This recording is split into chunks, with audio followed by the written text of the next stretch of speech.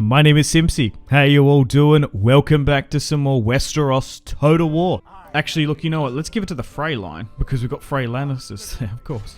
Alright, so I'm going to attack Edmure here, but I'm going to go around him so I can make sure he gets bounced into this other army. So, we've got a massive opportunity here today. Let's fight this one on the battlefield. Jaime Lannister, with 2,800 Lannister forces, has an opportunity to get rid of Edmure Tully. Alright, let's just hope this isn't a trap. But we have an opportunity to capture Edmure Tully, eldest living son of the late Lord Hoster, played by Tobias Menzies? Yeah, he played Brutus in HBO Rome. He's actually a really, really good actor in the show. But even, like, his differences from the book kind of annoyed me too. He's just way more of a complex character. He's more of, like, depicted as, like, brash and impulsive and a bit of a buffoon in the show. I do find it quite funny that he was with Rosalind when the Red Wedding ultimately happened. So in the books, it's the same as the show. After the Red Wedding, he was taken and used as a bargaining tool by Jaime Lannister to retake Riverrun from the Blackfish. Yeah, they also did the Blackfish dirty too. Killed him off camera. I can't believe that. Yeah, that season 8 scene at the Great Council when they're electing a new king, where he, like, awkwardly attempts to nominate himself, and he's just dismissed by Sansa. It's like, hang on a minute. This guy's one of the most senior living characters in Westeros. He's been in captivity for years. His son has been taken to be, like, a ward in the Westerlands. Like, sit down, uncle. Okay, thanks, Sansa. Also from, like, his father's funeral too. Like, wasn't he drunk because he was so upset? That's why he kept on missing the arrows. And said he's like a bumbling buffoon. Alright, honing back into this battle. We've slowly but surely closed the distance. We've got a couple of units on the left and right to overlap. We do have the numerical supremacy, and Edmure's like full-on charged into us, which is probably not a bad idea. Some of these weaker spearmen are just getting trashed. We are using non-flammable shot, but the Tullys and the Lannisters are going toe-to-toe. So, Edmure's pushed out to try and delay us from besieging Riverrun. I suppose it's just trying to delay us as much as possible until the Northern Army arrives with 20,000. But we're trying to, essentially from the Lannisters' perspective, stop these rebels against the legitimate king. Okay. So, got my cavalry now, focusing upon their archers. Jaime's doing quite well. You never know, we actually might be better off to just get rid of Jaime and Tywin. Although they're pretty good commanders, but fight with Lancel, Willem and Kevin, because then they can have more children and allow House Lannister to flourish. But I suppose the main objective of this series is not to allow King's Landing to fall. Try and support the family. Get rid of the false kings. Renly hasn't officially declared his independence, but he would have. Same with Stannis.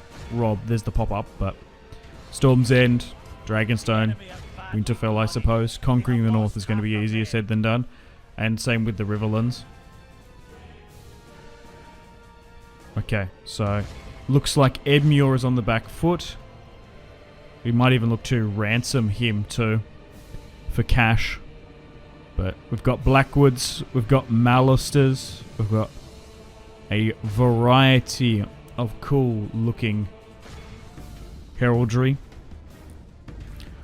Alright, let's just try and run down as many of them as we can. But although we're in a really good position to win the War of the Five Kings, as we push further into the Riverlands, we are going to be leaving our coast and southern territory. But the battle is very much in our favour. Jaime Lannister is going to win the first major victory for this war. Okay. Can we get him? Oh, we might better try and run him down. Even Jaime's arc too. Man. The Kingslayer probably should have got rid of the Night King. I felt like Jon shouldn't have. It just doesn't seem like something George would do. Okay, so Edmure has now fallen. But it's going to be so interesting to see how Winds... I bet you... I don't know, man. We've been waiting so long for Winds of Winter. It's probably just going to be such a mid-book. We're never getting a Dream of Spring. Alright, so Jaime with a clear victory. Only losing 400 men. But we've managed to get rid of Edmure Tully, which is a huge bargaining chip for them. And now the Blackfish is being given the command. Let's ransom the remaining Rivermen, because that's a decent amount. But the Lord of the Riverlands is dead. His heir, whether or not of Tully blood or not, has succeeded him. Interesting. Just because the Blackfish is just so old. 59 now. On a lance. But has miraculously survived thanks to Thoros of Myr. Beric is back. As all thought he dead, the Red Priestess from Myr gave him his religion's funeral rites, and Lord Beric has risen. The men can't believe their eyes. It is always interesting that that the only religion that doesn't have miracles in the books is the Seven. The Red Priestess, the Drown God, the North. They all seem to have sort of magical elements, but yeah, it's interesting. If there's one god manipulating all of them, who knows? Alright, so we've got the red comet here. People look at it and see various different things.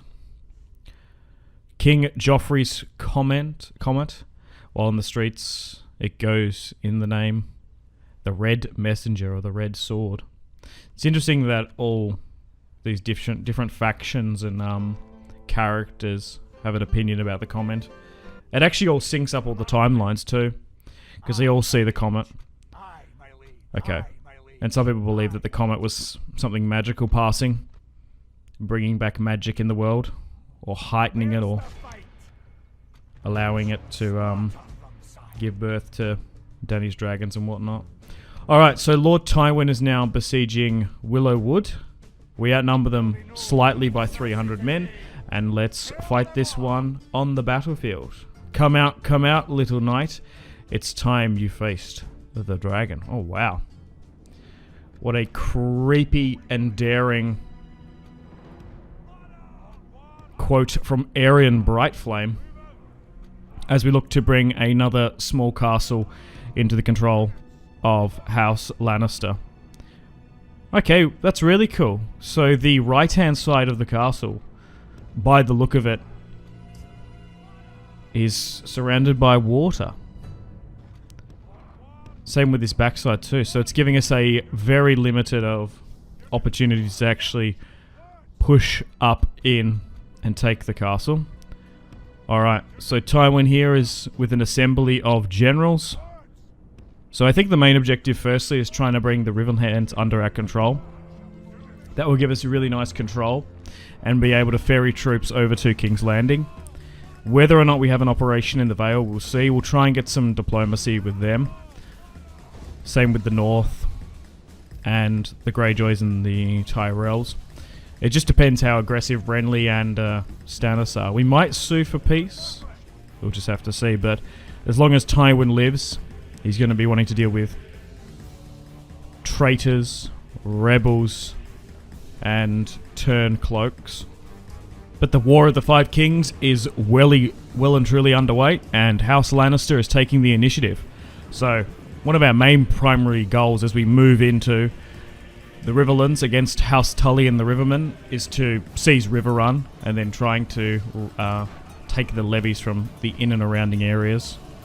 Because At the end of the day, the Tullys are allied with the Starks. Catelyn Tully, married to Ned, of course. Most of her children actually look like Tullys.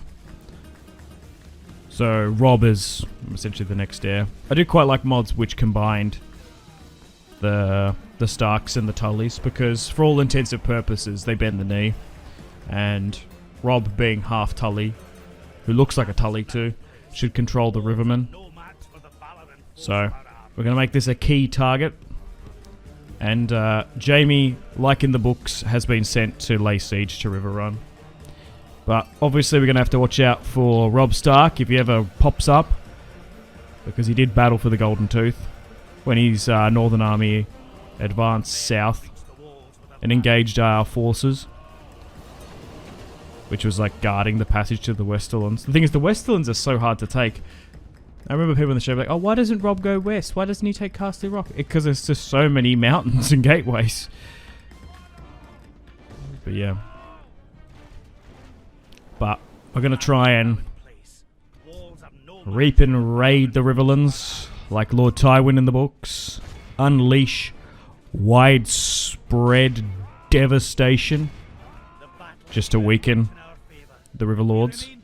We've already had Gregor Clegane terrorizing, burning villages, crops, looting and leaving ruin in their wake. I always feel bad for the Riverlords. So we can disrupt the Riverlords' support for House Stark, already having the Freys on side. But let's not have Robb Stark be successful, eh? Against the famous battle at the Whispering Wood where Jaime got captured. But yeah, they really should just sort of got rid of him so quick. But I wonder if there's a red wedding event potentially. But ultimately, once we take Riverrun, well, I think we'll install House Frey. Because they kind of forget that, well, they don't really talk about the Freys and the Lannisters how being like so closely related in the show. They kind of just ignored that, but I guess it's a little bit obvious in the books. So we'll let the Freys hold Riverrun. Place one of Walder's children maybe, or whoever we've got.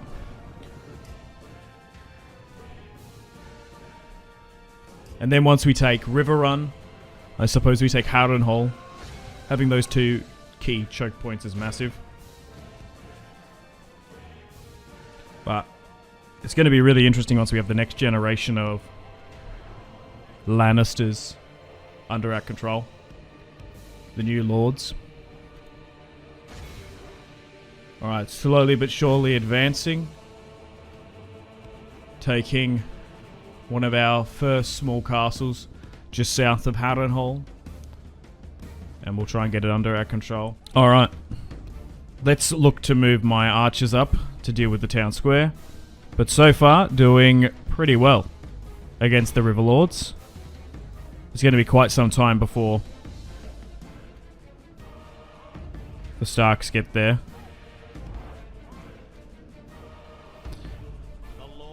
The more Riverlords we can get under our control, the better. I wonder if we're going to be able to get Riverlords recruited. We should be able to.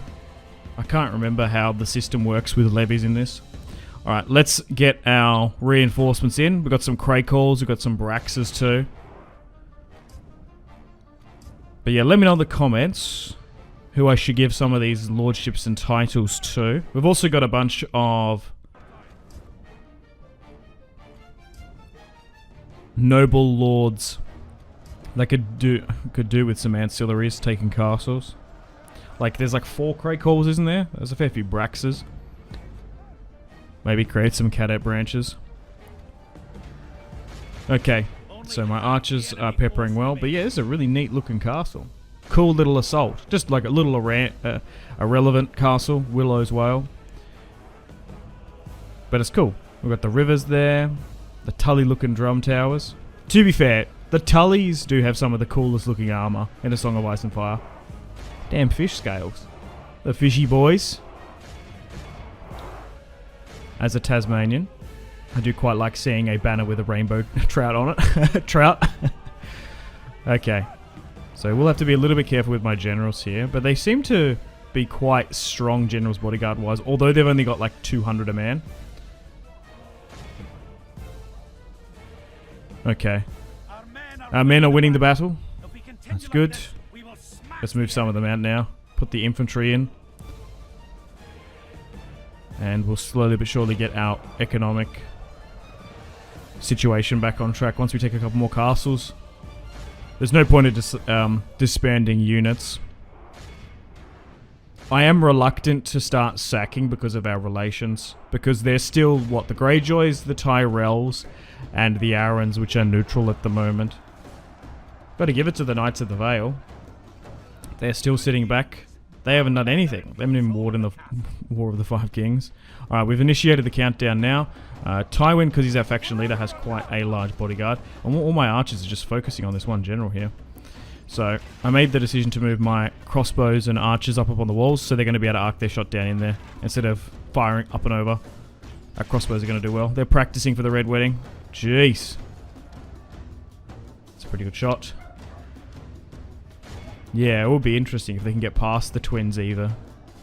Too, because the twins are a faction in this game. Alright, there goes a member of House Ryder. Tywin losing 400 good men. Yikes. The casualties are going to stack up. I would like to try and get Harrenhal. Maybe I should go for that at some point. It's just going to be a big castle to take. United the Westerlands, we've called the banners, and we are now descending into the Riverlands to plunder it under the name of King Joffrey. So Tywin is still currently at the helm of House Lannister in the Westerlands. My heir and next in line, Kevan Lannister, my brother, is going to engage Hugo Vance here, and we're going to have another battle against the Riverlords. 2 castles have fallen and have submitted. Tywin and Kevan, with the 2 Lannister forces, are currently battling south in and around Harrenhal, just south of there.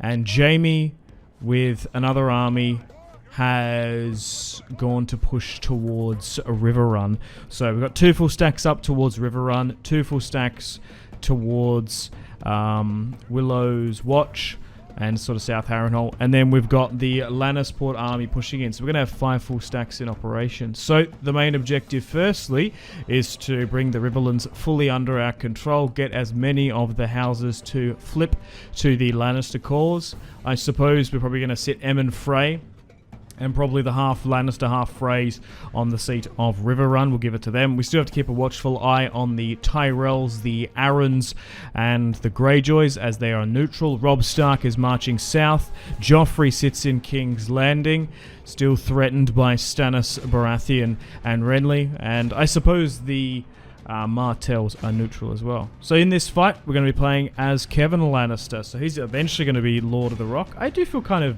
bad for Kevan somewhat. He's kind of a likable character. He's so loyal to Tywin and House Lannister. He was a pretty competent military commander. And he had like a steady sort of nature too. Like he wasn't sort of as unwieldy as some of the Lannisters. He's more... He's less ruthless than Tywin. But he still like served his house loyally. Like even after Tywin's death, he was like opposed in the books to Cersei's rule, believing her to be like really unstable because she just went sort of mad to win the end there. He ultimately returned to the capital, King's Landing, and served as hand to the king when Cersei was imprisoned by the Faith Militia. I even think Kevan's story sort of ends in a pretty dramatic and sad way where he's taken out by Varys, who views Kevan as a hindrance to his plans for the realm, whether that's Fagon or Daenerys. But yeah, it's a pretty cool image of it snowing, him getting taken out in King's Landing. Because in this campaign, Tyrion has been pretty much disinherited. Jaime's still hanging about, he hasn't been captured. He killed Admiral Tully. And at the moment, it looks like it's going to go to Kevan Lancel and then his children. It might even pass over Lancel if he decides to join the Faith Militia. We've also got Amory Lorch with us. The dude's an absolute maniac. Cruel. He was one of the notable characters in the brutal deaths of the young Targaryen princesses, wasn't he? Rhaegar's children. He was alongside with the mountain there. So, from what I can remember, he was stationed at Harrenhal in the books, wasn't he? So maybe we need to probably put him there. He was overseen on the torture and murder of prisoners there to suppress resistance. Oh yeah, Arya Stark actually encounters him, doesn't she, when she's disguised as a servant in Harrenhal. And he ends up using Jaqen H'ghar to kill Amory, doesn't she? Because from what I remember, Amory Lorch meets his end after a message that was going for Vargo Hoat, wasn't it? Led to his downfall, yeah.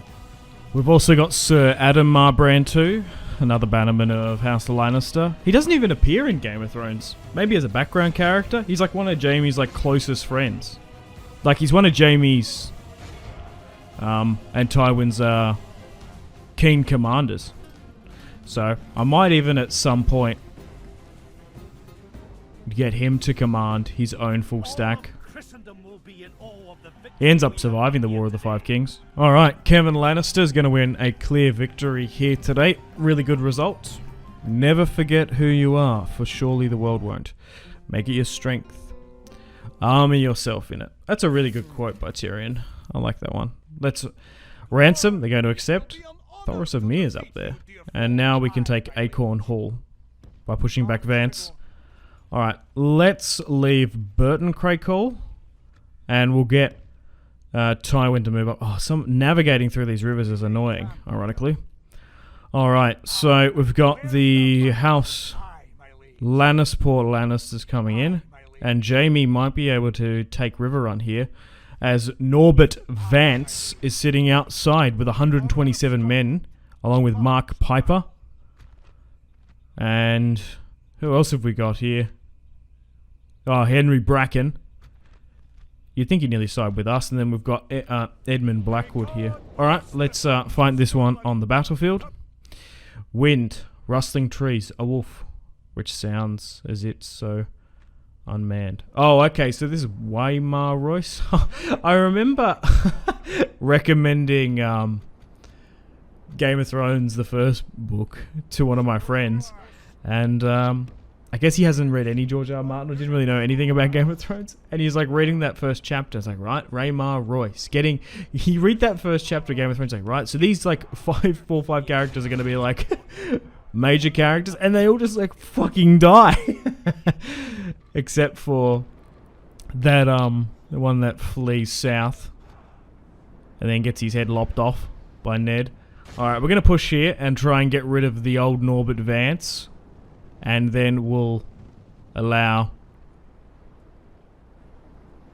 Jaime and the additional reinforcements to go over. So we're going to have to cross this river.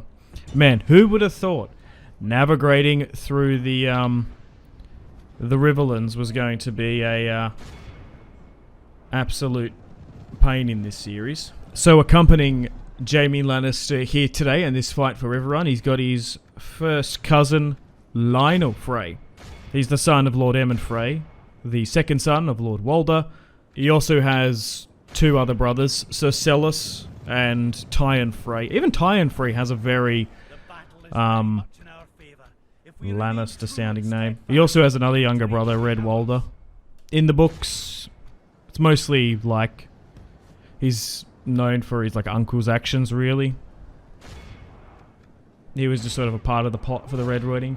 His brother Tywin actually appeared in several of the books, because he's in A Game of Thrones and A Storm of Swords, because he serves as a squire, and then he eventually gets captured by the Starks, because he's here with Jaime now. I believe like he's nearly yeah, he is attempted to get released, but Tywin is eventually killed by Rickard Karstark.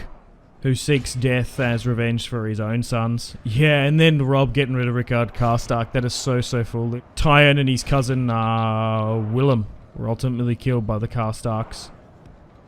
A part of their plot. Alright, nice. So we've done and engaged Norbert. It's so quite fitting that we engaged him first. I'll get to it in a moment. But we've crushed that. We've crossed the bridge.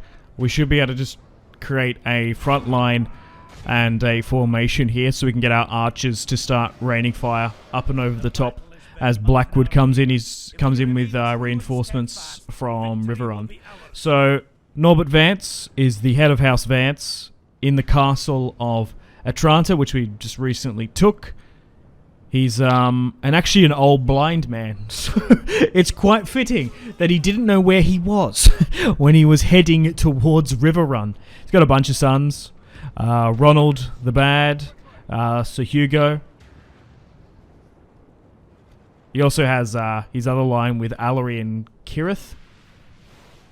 But in his youth, Norbert served as a squire alongside Brynden Tully under the Lord Darry. After the War of the Five Kings and the death of Robb Stark, he reluctantly joined the lords who bent the knee and was a part of the siege of Riverrun when Brynden Tully took the castle. But like, what do? Poor old Norbert. You're blind and old. You lost. You bend the knee. Or death. It's either that, one or the other. Or the destruction of your house. But so far, if we can crush this garrison here, Jaime Lannister should have an easier time moving into and against the last remaining lords and garrisons in Riverrun. And then from there, that's going to be just a major seat of power for us in the Riverlands. It's going to stop their men-at-arms and knight production, really. Harrenhal's going to be the big one to be projecting power into the Vale and the Crown Lands. But Riverrun is definitely up there. Because I don't even know if Robb Stark's actually going to be able to come south. If the Freys are a faction. You never know, they might flip. You never know in this campaign what's going to happen. But so far doing well. Slowly but surely. Okay, we're doing okay. We are struggling here a little bit, just because it's the high ground we're trying to push up from. Got a bunch of bowmen, which is nice. We do have superior, just a superior, well-balanced army, really. We got good archers, good infantry. Even our weaker units just have numbers. But it's been a while since I've sat down and played a full 1.0 campaign. Because I just remember for years, in my teenage years, just playing like 0.5, 0.6, 0.7. And then like once Westeros Total War 1.0 fully came out, I was just so jaded from Game of Thrones. But this mod is fully out to the general public, so you can download and play along with me. But it's great to be back on Medieval too. And it gives me a chance to talk about Ice and Fire, which I love. Like even the display pictures here. Look at this. It looks so cool, the art. Right, let's move Jaime and Tywin around. And let's try and do some hammer and anvil strikes. But so far, we've been warring in this absolute slugfest, which is the Riverlands. It's going to take a lot of time to conquer them. It's going to be easier said than done. Okay, let's push up here. Okay, ooh, we're still struggling to get through this bulk of the army. I might have to get Jaime and Tywin. No, it's not Tywin, it's Lionel, sorry.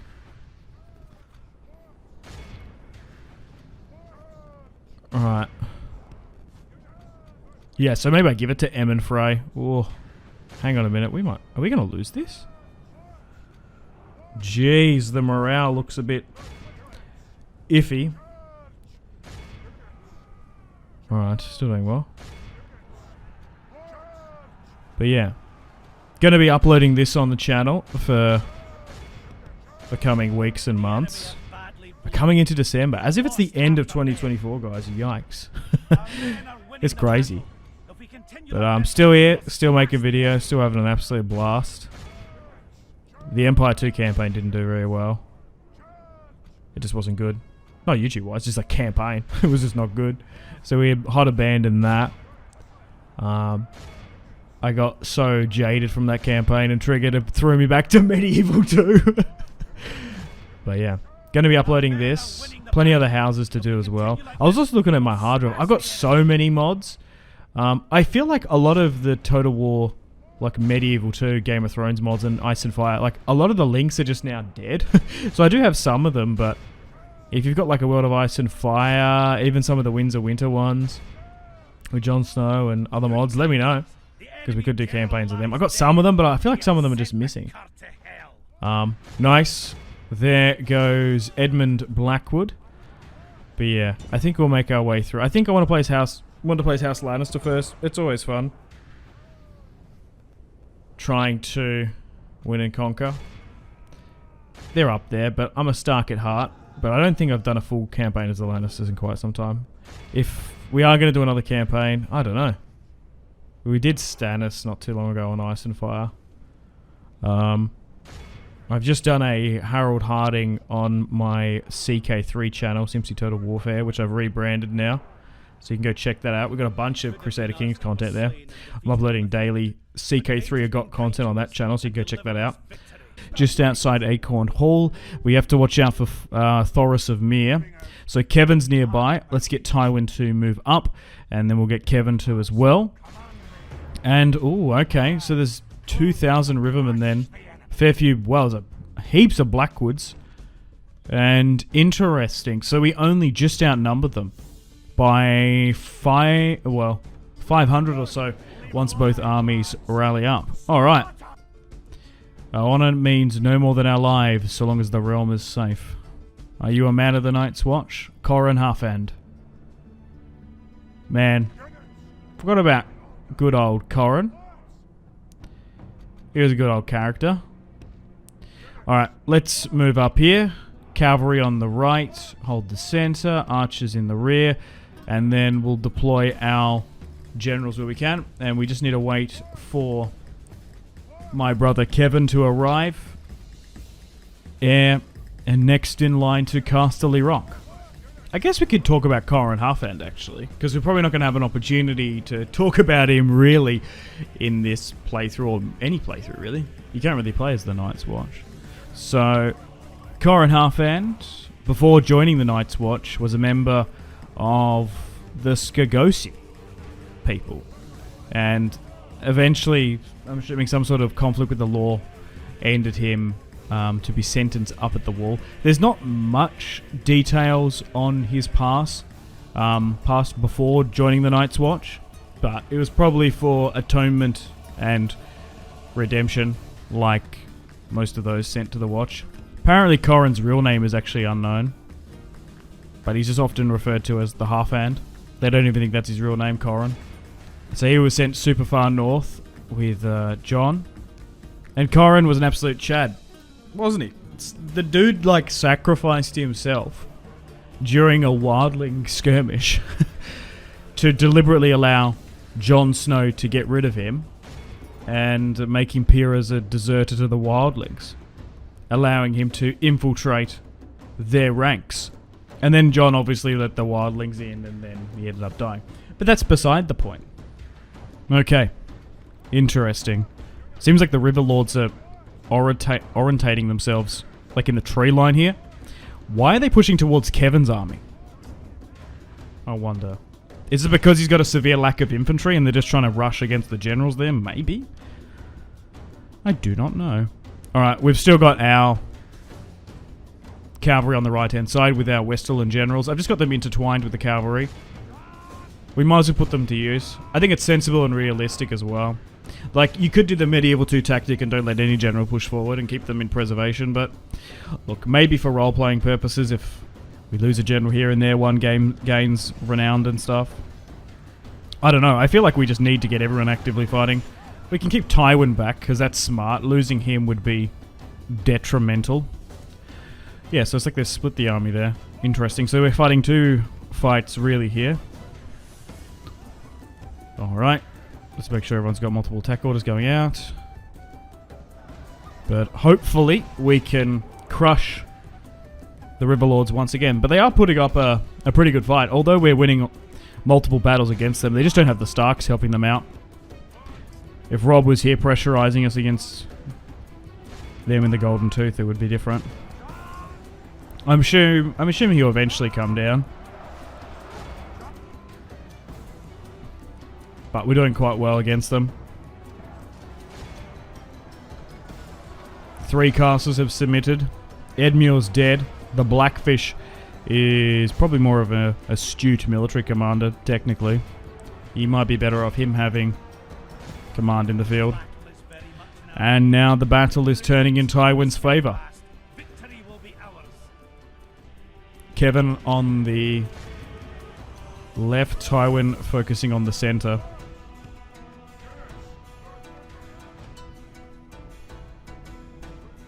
He's got a lot of cavalry, so he should be able to get pretty decent charges off. And then Acorn Hall, and then we can push around and take, Pink Maiden and stuff. Because we have to take Riverrun first before we can push deep in there. Now, once we get our money back in the balance, I will get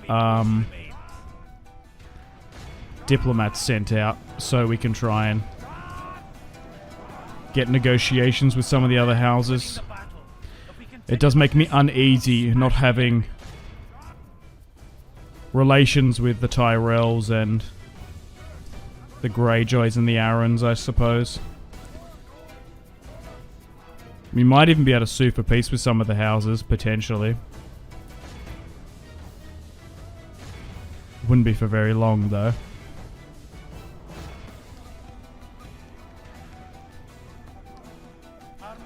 Oh no, we just lost Robert Brax.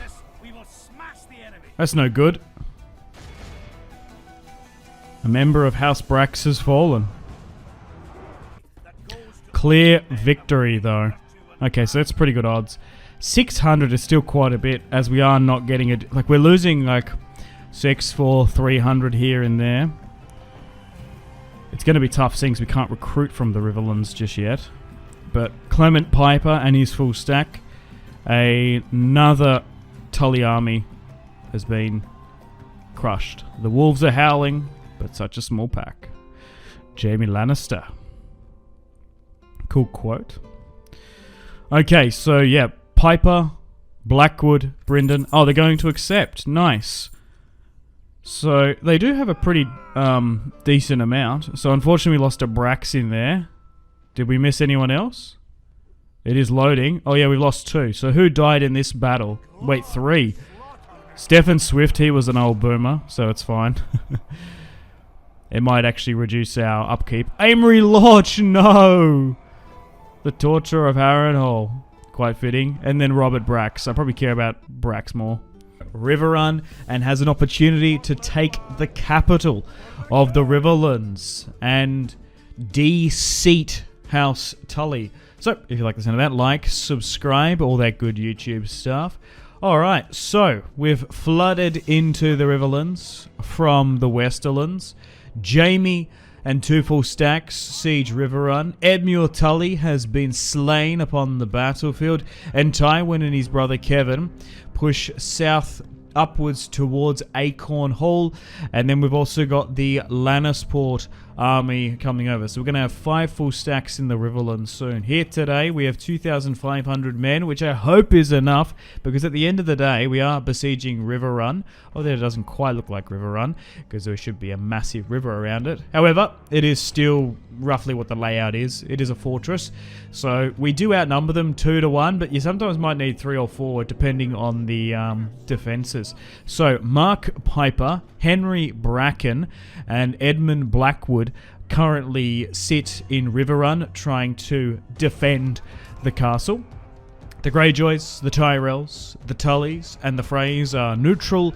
We've got diplomats being recruited, and we'll send them away. We've also got princesses as well, and notable... Well, they're princesses in medieval too, the character option. Technically, they're noble women. We've got Westerlings and Leffords and Lannisters we want to try and marry off as well. Joff still sits in King's Landing, and we might actually do a toggle foe at some point. I'm not entirely sure. Once maybe we get a fair few turns into the campaign, just to see how... Stannis and Renly, because they're both in the game, how they're sort of going and doing. Because that would be quite interesting. Because there would be ravens if, for example, Renly pushed into the Crown Lands or something, or Stannis took Rook's Crest or something, so maybe we should do that because I want to know what the other characters are doing. All right, so Mark Piper is currently defending here. He is the lead of the garrison head. Member of House Piper, of course. The Pipers being loyal to House Tully during the War of the Five Kings. Mark is the son of Perwyn Piper and led the defense in canon of his ancestral seat of the Gates of Stone once the Freys attacked. He was eventually slain in the War of the Five Kings, and the Freys occupied the castle. Henry Bracken was the nephew of the Lord Jontas of Stonehenge. So Henry was killed by the Lannisters during the liberation of Stonehenge. There's not much on Henry Bracken, just a minor character in the story.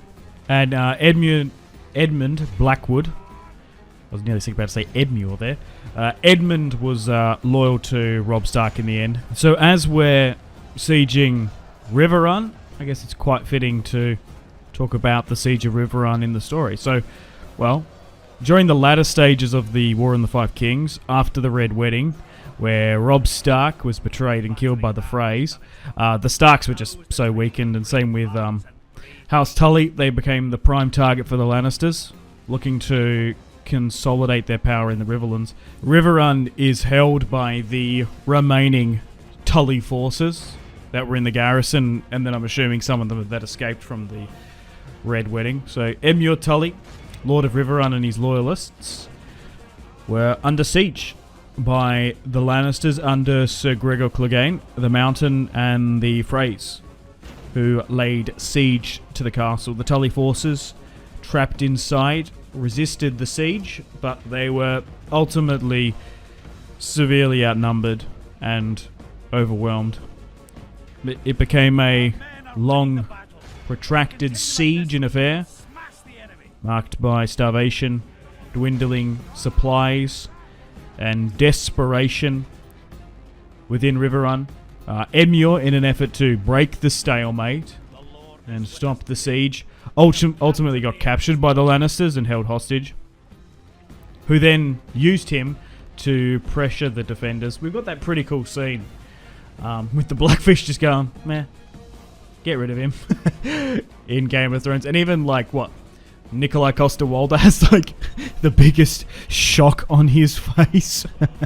The actor that plays Jaime Lannister. But in a dramatic turn, Edmure is forced by the Lannisters to order the surrender of Riverrun, despite his personal objectives. But the castle ultimately fell to the Lannisters and Freys, marking the end of House Tully's control of the Riverlands. For the time being, potentially. Who knows? Once Dany comes back, will the Tullys come back up? There's just not going to be many Tullys left. The thing is, by the end of the books, like in A Dream of Spring and Winds of Winter, there's just like hardly any Starks and Lannisters left. We've got the Jane Poole conspiracy, and then, we just haven't got that many. But yeah, following the fall of Riverrun, the Lannisters appointed the Freys as the new rulers of Riverrun, cementing their dominance over the Riverlands. And obviously they've married into so many of the Riverland houses. Like, how many wives did Walder have? Like 8 or so? Royces, Brackens, and whatnot. I think it was a Piper or 2. I can't... Honestly, if you could name all of Walder's 8 wives, I'd give you a pat on the back. But yeah, ultimately, I think because we're controlling the Emmon Freys and the Lannister Freys line, I suppose we'll give it to Lionel or Tyne or whatever, so that a half Lannister, half Frey can sit on the siege in Riverrun. But we're doing okay, slowly but surely progressing. The thing is, it will be a little bit tricky. We've got all our ladders in. We've only got one battering ram. We probably should have brought two, because we're going to need to make our way up, and then break down that secondary gate too. But yeah, just 2 to 1, especially on this difficulty, is going to be quite tough. You nearly need a 3 to 1 to 4 to 1. I think like offensively, when you do actions in a siege, you actually need like 5 or 6 to 1 military sort of supremacy and support. But it's going to be interesting to see if Jaime Lannister can do this one, but only time will tell. We are losing a lot of military forces, but taking the capital of the Riverlands is easier said than done. But hopefully Jaime can win this one for the Lannisters, because if we can take Riverrun here, we're going to be able to convert the presence and then start pumping out men-at-arms quickly. If we can get that in Harrenhal, we're going to be fine. It'll fix our financial situation. Eventually, I would like to get a full stack down towards King's Landing and have a garrison permanently there. The thing is, right, because I've turned on the pillaging mechanic, which we get additional ancillaries and stuff, I don't want to get negative relations with House Baratheon. Because essentially once you sit an army or a fort in the territory, they're going to start raiding. So I kind of don't want to do that. Maybe there's a territory down in the Stormlands where we can sit. But we'll see. But yeah, let me know in the comments. Feedback and suggestions, of course. Tips and tricks. And who I should seat as some of these Lord Paramounts, potentially. Man, this is going to be so close. So Jaime doing okay, slowly but surely pushing up. Man, this is such a bloody affair. Okay, so it's currently in our favour. 70% or so. It's still going to be quite tough, this fight, I'm not going to lie. Hopefully we can get over the line. I feel like deliberately so Jaime's army is, yeah, weaker compared to Tywin's. I guess it's realistic. The Lannisters already have the numbers and the men. With Tywin, having more would be a little bit op, I think. Okay, so moving to the second tier now. These arrow towers is what's making the massive difference. Just peppering us, we're routing. Yeah. So just coming up against their generals, which is going to be easier said than done to take out. Okay, so we've moved the battering ram up. Thankfully we didn't lose it. I should have brought more. I didn't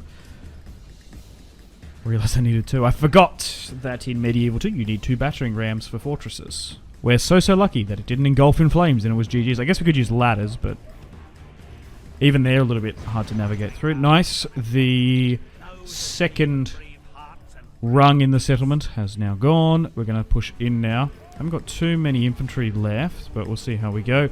What we could do is do the cheese and then put our archers. Always do that once you're aggressively fighting and you got archers spare. Put them on the walls. They usually have better firing opportunities. In the final push of this siege, Jaime Lannister doing well. The battle's in our favour. We just need to hold on. We have to probably move Jaime in. Jeez, this is going to go to the absolute bitter end. Gateway lost. Alright. Just a back and forth, I guess. Alright, so we just got the general's bodyguard to deal with. Oh god, that cavalry unit's come back.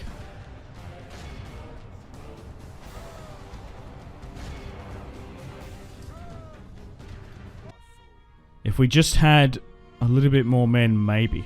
Okay, so let's continue that there. Gods, how did we come to this? You here and me killed by a pig. We won a throne together. Okay, so we're not going to be able to accept that ransom. So Jaime has been pushed back. Wow, all the way to the Golden Tooth too. Come. So we're outnumbered by 400, but I think we've got the command supremacy. So let's fight this one. On the battlefield. I'm so sorry. Words of a sorrowful man. Okay. Alright, let's fight this one on the battlefield. And let's make a front line with infantry. Yeah, I'm not gonna lie. My army in the Riverlands now is looking very sparse, but it's going to be easier said than done to conquer the Riverlands. Kevin is now coming as additional reinforcements, but so far, I would say the Lannisters are winning the War of the Five Kings, but we are having a bunch of attrition in the Riverlands because we're not really having that much help from Joff and the Crown Land forces. I suppose he's more preoccupied with the Baratheons, both Stannis and Renly.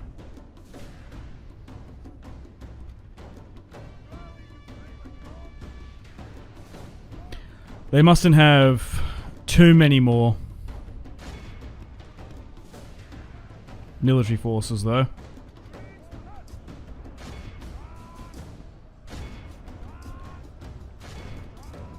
Overall, done quite well in this series. But soon, hopefully, Acorn Hall falls to the Lannisters. We've taken a lot of minor houses, but we haven't taken, what? House Bracken's seat, House Blackwood, Harrenhal, the Mallisters, still a great prize. Edmure Tully's dead. The Blackfish rules. Okay.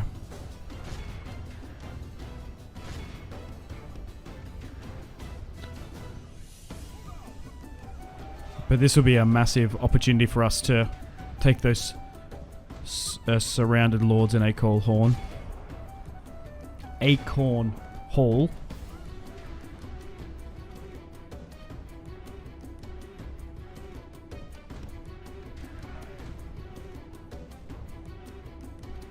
Alright, so if we're successful here today, we're going to be able to take the seat of House Smallwood. I think Theomar is the seat.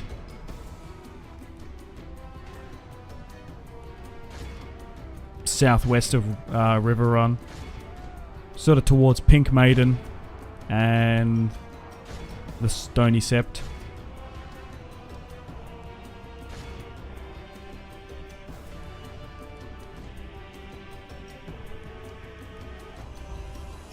Okay, doing quite well.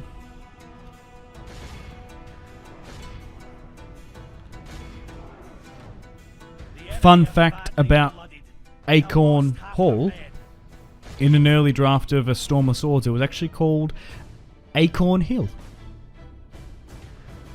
According to some of the Cushing Library secrets. Is that much of a difference? Acorn Hall, Acorn Hill? Not really. Patrick Mallister has fallen. Still a prominent house. Alright.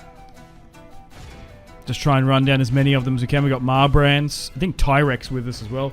We haven't got Gerald. Like, you can only have, what, 4 characters in Medieval 2. So some of Tywin's relatives aren't in the family tree, which is annoying. But so I don't even know where Joy Hill is, actually. Funnily enough, she should be here somewhere. You'd think.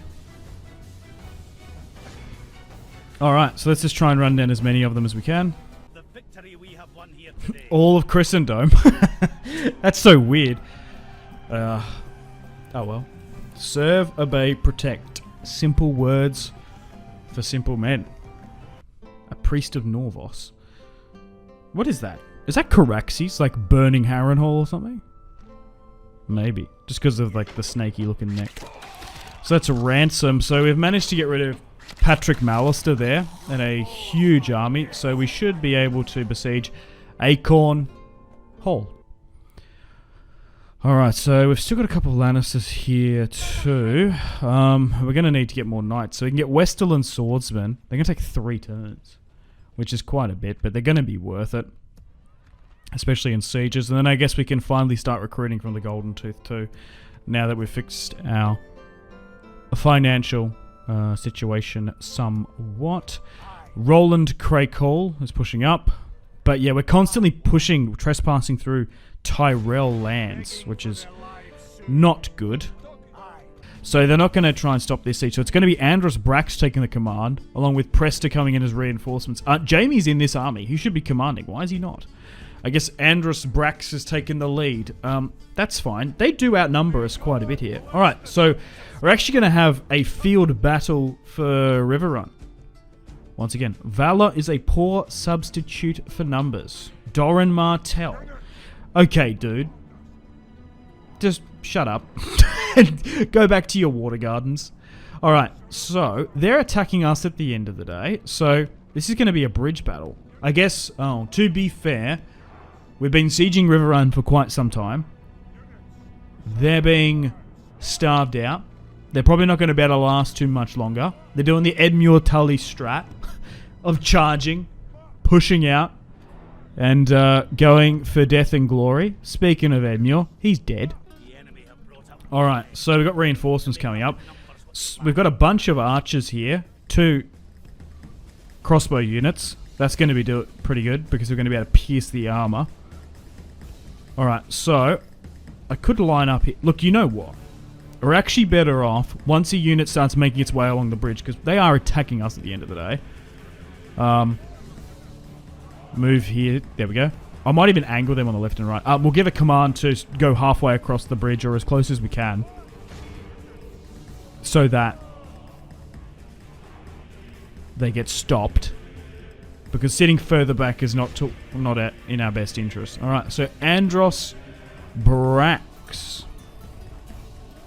is taking the command of this one.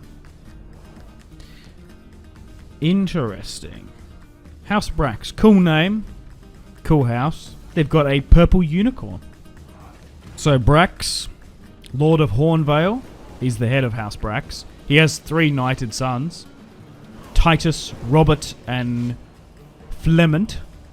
He actually once visited Riverrun in hopes of making a marital alliance with Catelyn Tully, or Lysa for one of his sons, but ultimately failed. During Sir Jaime's siege of Riverrun, Andros commanded the western camp, which faced the fortress of Tumbleton and the Red Fork. Sambrindon actually led a surprise attack on the camp.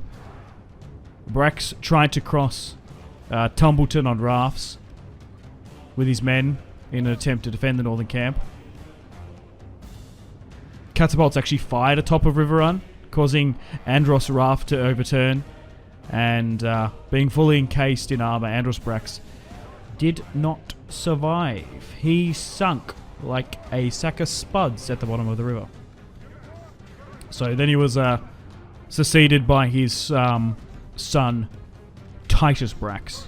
Titus in Feast actually was one of the notable nobles who escorted Lord Tywin's mortal remains back to Casterly Rock. But overall, you got to give it to the Riverlords. They're putting up a good fight. Okay, I think, yes. We're not favoured to win this one, yikes. By the smallest of margins, what? 55-50 in their favour? This is exactly what we want, though. Clog up the bridge, get the archers on the sides to pepper them. Now, if our infantry starts to crumble, because, look, they're levies, they're not that strong knights, not well plated, not that heavily armoured, we'll slowly move up general units one at a time. I'll keep Andros Brax and Jaime further back. We don't want Brax to get caught up on the bridge and fall into the river, do we? But hopefully we'll be able to take Riverrun. And that should cause a massive power vacuum. Because once you take Riverrun and Harrenhal, it's basically GG's for the Riverlands. Look, it is going to be hard to take, what, Seaguard by the sea? Stonehenge. Okay, so some of, why are they, oh, okay. I was like, why are some of these using a flammable shot? That's annoying. It's got to do with, my allied reinforcements with Presta. I don't know if I like his display picture. I'm not going to lie. Looks a little bit too Viking. I've already got enough Vikings in my fantasy game with the Greyjoys. Okay, so they have actually pushed me westward off the bridge. I've got my reinforcements on defensive. I think that's what we want, rather than shootout, maybe? Okay. We've taken out one of their generals. But I guess they're trying to go out honorably. The brave men of Riverrun.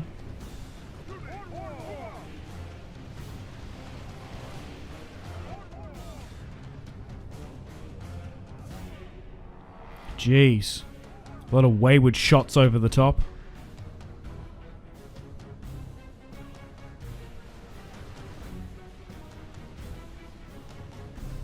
Our archers are what are really carrying us. Crossbows are nearly out of ammunition, the rest not so much. Alright, just need to hold and maintain, I think we'll be fine. Still super duper uber close. Maybe having a mixture of flammable shot and normal shot is actually not too bad.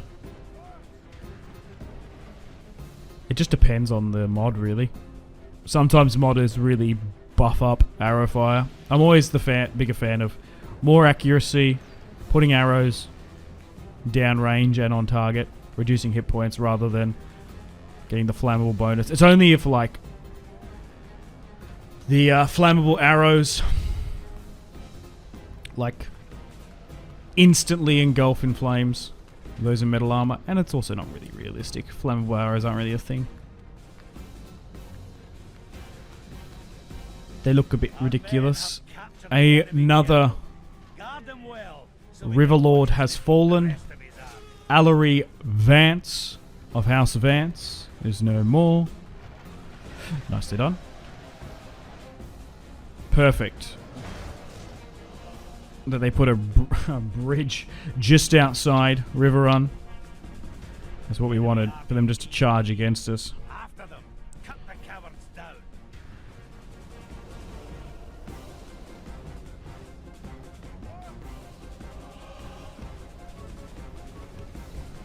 Is this another one gone? Yep, Henry Bracken. Or Hendry. What a stupid name. Hendry. Our men have captured the enemy general. Guard them well. Yeah, right, so they okay. can watch us defeat the Oh, rest of his army. wait, we die again? What? Okay, they're just falling like flies now. Alright, let's push. We crushed the army that advanced. Let's now push on over and continue the charge. Push upon this initiative. Our men are Oh yeah, hell yeah. It's mostly just archers and crossbowmen there anyway. Oh, look at that. the enemy army. Full retreat. Yes. Oh, perfect. Perfect. This is what you want. Look at this. Look at the bottom right. We're gobbling up all these dudes. Nice. Num num num num num num num. We're going to be able to use them as prisoners.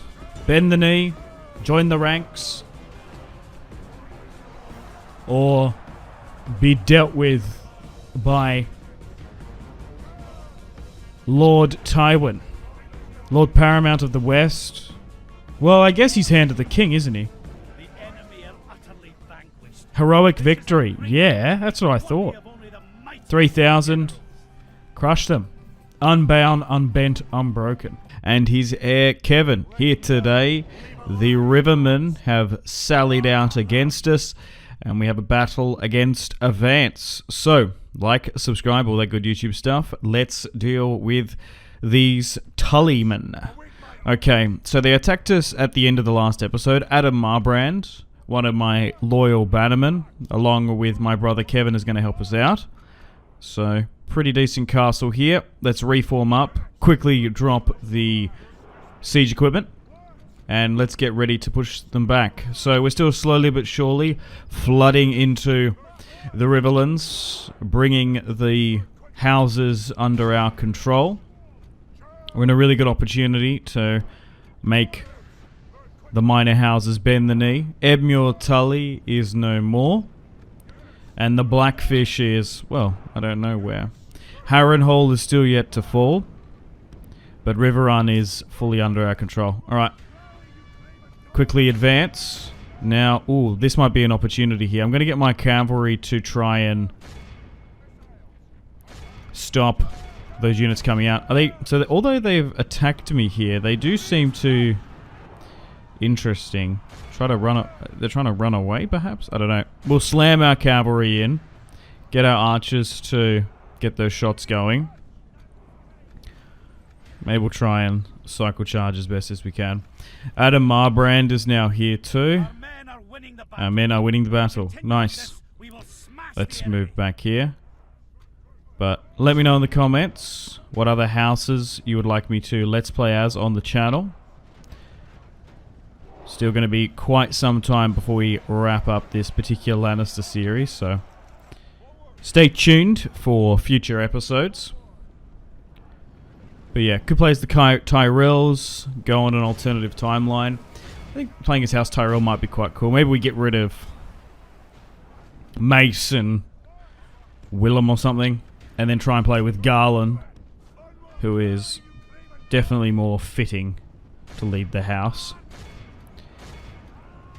Quite like Garland, even though he only had a fair few words here and there in the books. Okay, so this is exactly where we want them. Making sure our infantry is engaging them against the walls. I wonder what made them ultimately move out. Alright, we've pulled our generals back here now. Tywin's engaging. We might try and flank them around here and then try and cycle them in, because they are squished up against the wall. Our reinforcements are coming. I think they're also just trying to engage that reinforcing army. Alright, let's try and charge into there. Nice, there we go. They're starting to waver. Oh my god, we just like crushed them in one fell push. Clement Piper is no more. Okay, so now they've opened the gateway for them. They're starting to drop like flies. Lucas and then Hoster Blackwood and no more. Oh, one last general dead. I was like, why haven't we won yet? Anyway, 800 lost in the end.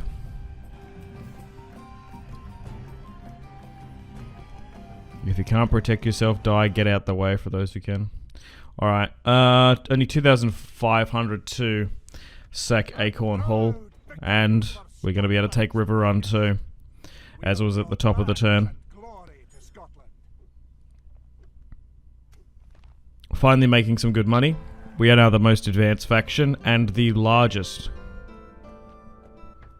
Okay, let's put some of that money into redeveloping the Riverlands. So we're still going to take Wayfarer's Rest.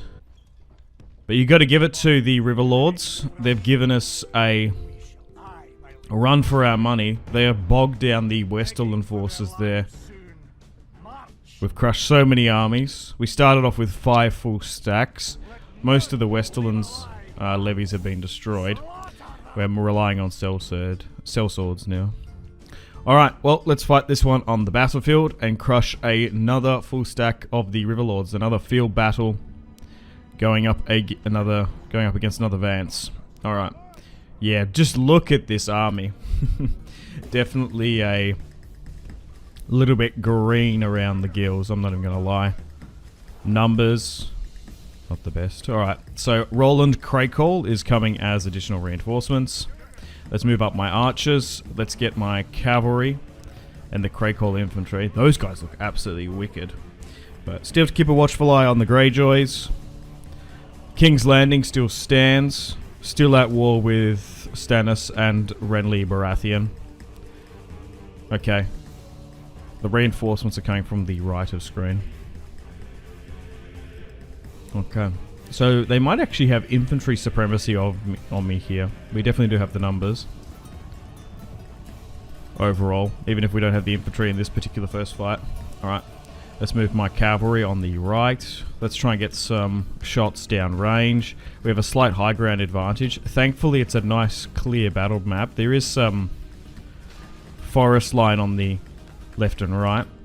But I really can't see the Riverlords coming back from this. The Blackfish still lives, and Harrenhal hasn't been conquered. Same with Seaguard, and then the Twins. Oh, but here come the cavalry. We're going to have to try and countercharge there to stop that. We might even give out some attack orders too, actually. Okay, doing well on this right-hand side. But thankfully the Greyjoys are being neutral. We'll try and get an alliance with the Arryns. I think I'll give them salt pans. And we haven't really got the next generations of Lannisters. But Tywin, still faction leader, going out and conquering. Joffrey still sits the Iron Throne. I would like to get an alliance with the Martells. I just don't know how realistic that's going to be. Okay, well, Tywin's being engaged now. But at the moment it's going to go to Kevin and then Lancel. This time, in this timeline, we've kept Lancel well and truly out of King's Landing and the clutches of Cersei. So, this timeline hopefully doesn't join the Faith Militia and will be the proper heir of Casterly Rock. But we've also got Willem and Martin too. So, the Lannister line will continue. Alright, let's move here. Try and run down that bodyguard unit that's sitting a little bit further back. Oh, wow. Our front line is in a little bit of disarray. Let's give out a command here with the generals. My right and center are really buckerly. My archers are running around and kiting somewhat, but could be doing a lot better. Nice. They've now broken that. We've just got a really clean-cut cavalry charge in, and it's 90% in our favour. I wonder who is the Lord of, well, the Riverlands now. Their faction leader in heir. It's probably gone to a Blackwood or a Bracken potentially. And another Vance has bitten the dust. Nice. And let's just try and run down as many of them as we can. Let's continue on. Lyman Darry. Loyal to House Targaryen. One of the Kingsguard members ushered Daenerys away when she was born at a storm in Dragonstone. Daenerys never knew what Westeros was really like. What, she left King's Landing when she was like 9 months old? No, sorry, Storm's End. So, doesn't even have a memory of that, really. Okay, so just running down the last of them here. As it is an open field battle, we want to try and grab as many of them as we can. The AI seems to have a lot of money at their disposal. Because we've been ransoming prisoners so much, they've actually been accepting. What is dead may never die, but rises again, harder and stronger. Okay. An interesting saying by the Ironborn. And there's Euron Greyjoy on a ship, I think. Okay, so 5,800. And they're going to accept. Perfect. Harry Rivers is going to be able to flee. So they've fled north. Okay, so it's probably time to just rally up our forces here, replenish and repair. So Harrenhal, some of the Eastern Territory, and then the North. So we've essentially taken this center part. It's going to be so hard for them to take that unless the Starks come down and try to intervene, I suppose. So Willow is currently at Riverrun. Let's end the turn and continue. Catelyn Stark is in Stonehenge. Interesting, they sort of cut it in the books that she was actually... I don't know, I feel like... Okay. So, currently besieging Fairmarket. So, Robert Root is inside. Why is the auto resolve 3-2 and we outnumber them so much? We're going to go with a night attack. So we don't have to fight that army on the outside. Let's occupy, replenish and repair where we can. So, Tywin Lannister has taken Lord Harrow's town. Okay. Alright, back up towards Fairmarket. Willem and Tywin are sieging at Hugo Blaintree. So maybe we fight this one on the battlefield. Have the battle for Fairmarket here today. Valor is a poor substitute for numbers. Thanks, Doran.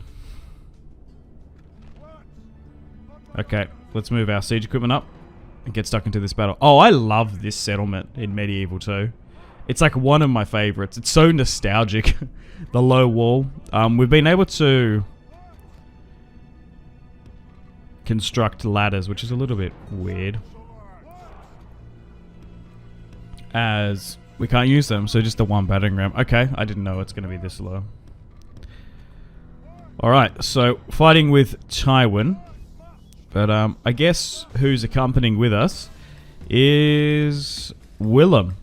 So I guess we can talk about Willem Lannister. So he's the older brother of Martin. And he has an even older brother, Lancel. But yeah, during the War of the Five Kings, he was used as a hostage. Hostage. You forget humans misspeak. I do a lot of recording. I do a lot of talking throughout the day. I try my best, but I do misspeaks here and there. Hostage. Okay. Yeah, and he was captured by Robb and was used to dictate Tywin and Kevin. But unfortunately, tragically, Willem and Martin were killed in captivity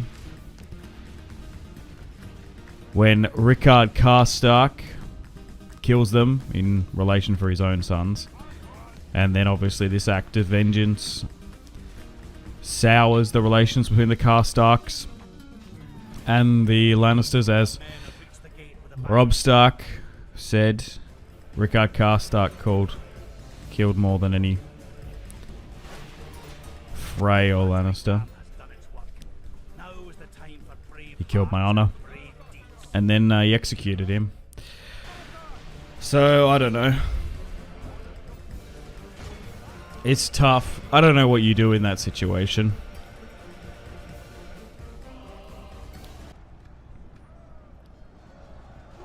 If releasing it all in once was better, I would. But it's not. For whatever reason. My YouTube channel seems to do better with episodically released content. Alright, we've initiated the countdown here now. And then we'll push towards the last couple of territories. I can't imagine the Riverlords are going to just mount any or much resistance. So, Harrenhal has fallen. Once again. Adam Marbrand has been given the lordship. All of Christendom. That's so weird, hearing and saying that. Alright, so let's take the settlement. I swear it by earth and water, bronze and iron, ice and fire. It is annoying that they sort of just forgot about Jojen and Mira Reed in the show. We'll try and force a field battle here. There we go, just push it away from the settlement a little bit more. I still might fight with just Kevin, but not having the sally forth from Harroway's town. Come out, little knight. It's time to face the dragon. Ooh. Creepy quote by Aryan Brightflame. Alright. Interesting to see a Martell on mounted horseback there. It must have been. He looked very Saracen-esque. So, I am assuming he's a Martell with the spear. Alright, so Kevin's going to be commanding this one. He's got Lancel, Tyrek, Jamie, and what, Damien or Devon? Some of the Lannisters from Lannisport helping us out. But the Tullys have all but been destroyed. I don't even know who rules the Riverlords now. Fractured and divided as always. So, Joffrey still sits the Iron Throne. Not too sure about Tommen. The Greyjoys are neutral. The Starks we haven't seen. Which is interesting. They should have been further south. Yeah, maybe I should have found a mod that combined both of them. I just don't have that Ice and Fire mod anymore. I don't know what happened to it. But you'd think the Starks would be down in the south at some point. We've had a lot of good wars. It's been a hard-fought one against the Tullys. But there seems to be like a severe lack of really any other intervention. Which you think there might be. Alright, our archers are doing well, but Harrenhal, Riverrun, under our control. We need to name a new Lord of the Riverlands, and I think maybe Emmon Frey being Lord Paramount is a good idea. And then his line. So we've got a house that is half Lannister, loyal to us, and then of course half Frey, so we've got some Riverlord blood. Marbrand's been given Harrenhal. I'd rather give it to Martin. And Riverrun is under the control by Willow. But it's going to be interesting to see once Kevin and Tywin dies, who will be the next lords for House Lannister, who will rule this kingdom. I have made sure that a lot of the generals fighting in this war, who are second-born sons and third-born sons and relatives of Westerland lords, will get this territory. So I guess we can just roleplay that they're going to marry into some of these Riverlord houses. And if not, ultimately just straight up create cadet branches. So, still keeping a watchful eye on the Greyjoys. Maybe we try and make an alliance with them, giving some territory, but I don't particularly want to give them Seaguard or any Westerland territory. I could betray the Freys too, and then take the twins for myself, or I could maybe give them Seaguard, I don't know. The thing is, the Freys are probably going to get Riverrun or Harrenhal in the books. And then we've still got the North to deal with, which still have all their northern armies, which haven't really pushed south. So, I think navally invading, either towards White Harbour or the west coast or something, we'll see. And we've still got to deal with the Baratheons too. So do we split or send both armies in a direction? I haven't decided just yet. Maybe let me know in the comments. Depends who's going to be harder to deal with. Okay, so looks like another Riverlord army is going to be in a full retreat. But so far, playing with one of my favourite factions in Westeros Total War. House Lannister. And we're doing well. Supporting the rightful one true king. Joffrey. Okay. Now let's just try and run down as many of them as we can. But thankfully the Tyrells are actually attacking the Stormlands, so they're going to be fighting back and forth. Martell seem neutral. I just wonder if there's any more events coming up too. Will Daenerys, Dothraki, or Fagon land potentially? Alright, we've done so well here. Looking at the topography, low ground they started in. A lot of tree coverage everywhere, but we were able to use our archers quite well. And haven't lost any major generals in this war. Might have lost a couple Lannisters here and there, but nothing to be overly too concerned with. Okay, so then now they're in a retreat up there. But we are one of the largest, one of the most powerful houses in the game. It's not unexpected that we're not being rivaled or trifled with. Okay. So Quincy Cox has fallen. Right, let's give out more attack orders there. And now they're in a full retreat. Let's make sure we try and run down as many of them as we can. I don't know where they're going to be able to run to.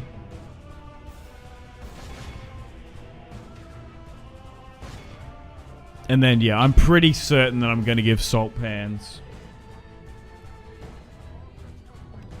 to the Vale.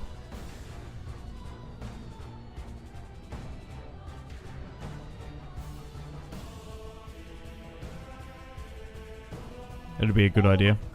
All of Christendom will be... Harrenhal has fallen. Same with Riverrun. Tywin and his nephew Willow, who is the heir, are pushing towards Seaguard. After Raventree and Fairmarket has fallen. The seats of House Blackwood. And then House Mallister. And then, once Darry falls, we've got Salt Pans. We've made an agreement with Robert Arryn of the Vale to give the lordship of Salt Pans to the Vale. Swear directly to them. I'd much rather give them Salt Pans than Harrenhal. Okay, let's move up back here. Okay, so they are surging quite well against us. Our archers are arcing their shots over the top. We have a severe lack of crossbowmen, so our armor piercing capability will dwindle, but we should be able to just get a lot of hit points off.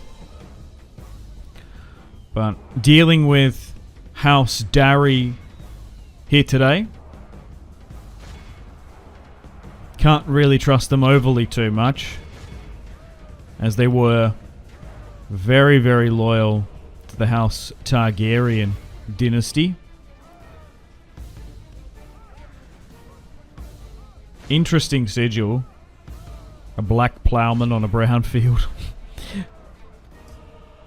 Representing sort of the agriculture area of the Riverlords, I suppose. But even during Robert's Rebellion, the Darrys were among some of the few Riverlords that remained loyal to the Targaryens, while others joined the Tullys in rebellion. I'm trying to remember. The last Darry I heard of in the books was John Thor Darry. Served as a Knight of the King's Guard for Aerys II. And was loyal to the king in the end and was killed during Robert's Rebellion. But during the War of the Five Kings, the Lannisters sacked the castle, as we're going to now.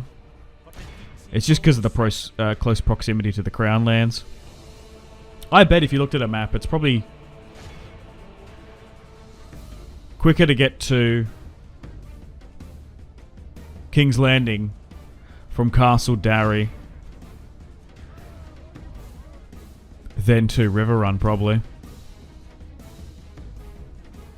But sort of towards the end of Feast, there's only a fair few young Darrys left. In the books, funnily enough, Lancel, who is heir at the moment, was actually granted the control of Castle Darry after marrying into the family. Although he really showed very little interest, even in the show too, when he had that, religious zealot arc, being a devoted member to the Sparrows in the end. I still think we could probably win this one. For whatever reason, I feel like generals are very, very sturdy in this mod. There was a clip from one of the earlier episodes where I was just absolutely peppering an enemy unit with arrows, and it's just like they're not very squishy like they should be, and I guess they've buffed it compared to vanilla. I guess it's just trying to like realistically keep more lords alive. Because I can imagine in vanilla medieval 2 and probably some other mods, generals are quite squishy, as it were. Like in Rome Remaster and in like the original Rome Total War, they are very, very squishy. Alright, let's drop a rally there. My archers should be alright to run around and kite a bit. But if we've got, what, 6 generals here, although they're not like 20, 30, 40, 50, 60 units strong, if we can hit them from the sides and rear, we should be okay. Those pikes are going to do a number on us. Okay. Although we're not favoured to win, we might be able to pull a victory out if we're lucky. So once Darry is fully under our control, we're going to be able to solidify ourselves Our men are winning the battle. If we continue on like this control here. smash the enemy. Sitting right next to Harroway's town. And then stop the Arryns from dealing with us. Alright, so we've won, so we should just need to run down the last of them here.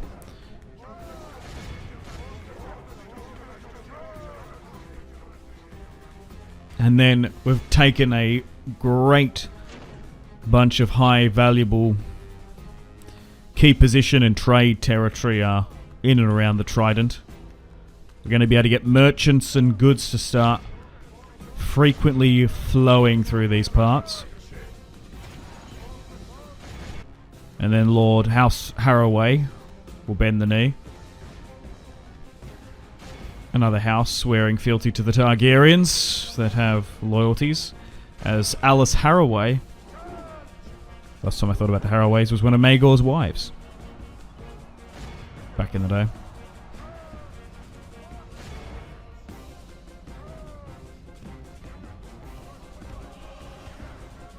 And House Root now rules there. After Maegor the Cruel just went in there and decimated a bunch of them.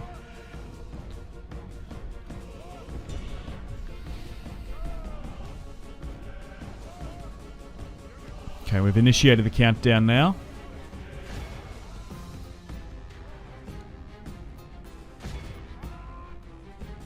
Right, 2 units of Tully pikemen there. Let's get our crossbows to dispatch them, nice. Okay, where is this other unit? Is it bugged? Has it fallen through the map? I don't think so. Maybe, who knows?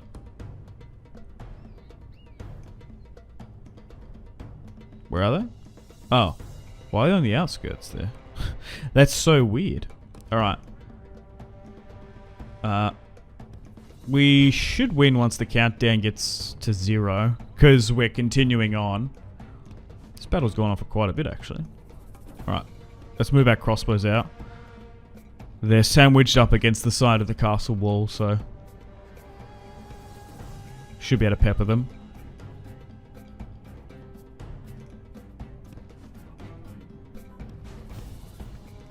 Those 20 crossbow units do have some ammunition, but my army looks very, very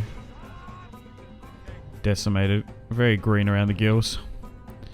Okay. Let's get a crossbow shot off against those bowmen. Backs against the wall. Dealt with. Nice. And Kevin has claimed a clear victory. So they haven't attacked us, which is interesting. So Walder Frey is inside the Younger, and we're going to try and push and siege this one. Now I don't want those reinforcements to come on in. So let's push on over and take the Twins. I'm assuming those armies on the outside will eventually attack us. I pay the iron price. I will take my crown, as Ulron Red Hand did 5,000 years ago. God, Balon Greyjoy. The Greyjoys are just, well, idiots, aren't they? Oh my god. Like, they literally, a bunch of them have brain damage because they get drowned. Because they believe in the drown god. They like interbreed on these tiny little rocks. Like, why would you attack Robb Stark? and the Riverlands and go into the barren wasteland in the north when you can raid the rich west coast of the Lannisters. But hey, Greyjoys are known for their raiding, hunting, failed rebellions and stupid decisions. But we're going to be sieging out House Frey here today because they've remained neutral and we can't get past there to go north. So we're going to have to take it by force. So House Frey, led by Lord Walder Frey, is like one of the most prolific houses in Westeros. There's like 100 living members at the time of this time period. Clash of Kings, a Storm of Swords. Some people actually believe that House Frey is going to get cursed, or it's going to like fall in on itself after the events of the Red Wedding, because it was so brutal, wasn't it? Him betraying Robb Stark's guest right, but he did break that marriage, I suppose. But yeah, the late Lord Walder Frey rocked up late to the Trident too, playing both sides in Robert's Rebellion. But it's going to be interesting in the books if Arya's going to do the whole pie thing. Like, actually making a pie like that? Like, where's she going to get the pastry? And I guess hot pie helped her, maybe? I don't know. It's, I don't know. A little bit far-fetched, but so be it. Oh yeah, we've also got Lady Stoneheart in the books too, that they completely just chucked out in the show because Dan and Dave hated the magic and mystery. But she was already going to town, getting rid of as many Freys as she could get rid of. Just slowly but surely advancing here, doing okay. But the problem is with Walder, he's just got so many heirs. But it could get whittled down if there's heaps of infighting.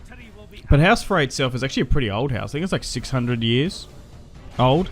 It's interesting that essentially the lore is where the Green Fork and the Trident meet. There's like a crucial neck and choke point before the north and the top of the Riverlands. And essentially the twins set up castles there to tax and make money, and then essentially stop those people moving back and forth. So it is quite interesting. I think their motto is "We take our toll," isn't it? But they built over the bridge, over a set of fortifications over several generations, and then like used the toll for the crossing to build it even more up. They are loyal to the Tullys, but they sort of like to do their own thing in the north, I guess. I do wish we could have been able to actually properly fight the custom siege of the twins, because their high towers are really cool and fortified. We saw them briefly in A Game of Thrones and then inside, and then... Yeah, well, no, we actually saw them in House of the Dragon recently too, didn't we? And then we should be able to move north against Robb Stark and the rest of the Northern Bannermen. Okay, so we can go after Robb here now. So, 17 years of age against Tywin. Believes in silly beliefs. We outnumber him by 200 men. Alright, so here we go. Quote from Stannis: "I know little and care less of gods, but the Red Priestess has power." Obviously was brought up in the Faith of the Seven that really had no power, and then he sees the fiery light of R'hllor and Melisandre's hotness, I guess. Okay, so let's move our 8 units of sellswords. Let's put our archers in the second rung. Here we go. Oh wow, so this does look incredibly marshy and moaty. We are fighting in the neck after all. So essentially our marshes from Lord of the Rings, it seems like. House Reed, let's just hope they don't spring up out of the ground, out of nowhere. So, let's go up against Robb in this time period. So I guess he survived the Red Wedding. I suppose never went south. I don't think he's married to Jane Westling in this run. He could be. But, yeah. It would have been interesting to see if Robb never died at the Twins. Some people would think he was not killed, but I don't know about that. He died pretty gruesomely, so I don't think so. I do like the theory when Robb died, his consciousness and his walking abilities like lit up and he went into Grey Wind. That's why Grey Wind was going crazy at the Twins, which is kind of messed up, like Robb Stark dying twice. Because Bran and Jon have walking abilities too. But yeah. Some even think there's like a Broadhouse Stark curse. Okay, advancing, just trading here at the moment. We should be good against Robb here. But yeah, the Starks are just really unfortunate. Like their lineage is doomed from like multiple times. From the Night's King, that's where they think it comes from. And then we got Bran and his uncle and grandfather getting killed. In the books, there's a theory that Jon legitimized Jon Snow before the Red Wedding. So, if true, that could really bolster like Jon's claim in the North if he comes back.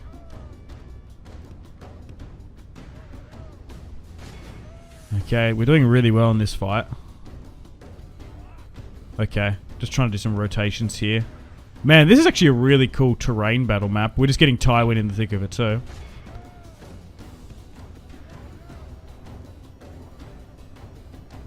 But yeah.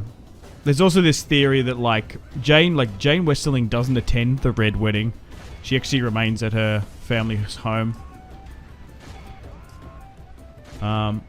It will be interesting. Well, they say explicitly in A Feast for Crows from what I remember that Jane Westerling isn't pregnant. However, it could be a lie or some sort of misinformation because like Jon could have an heir.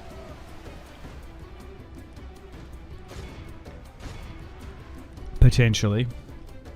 I think it's stuff with Jaime, I think.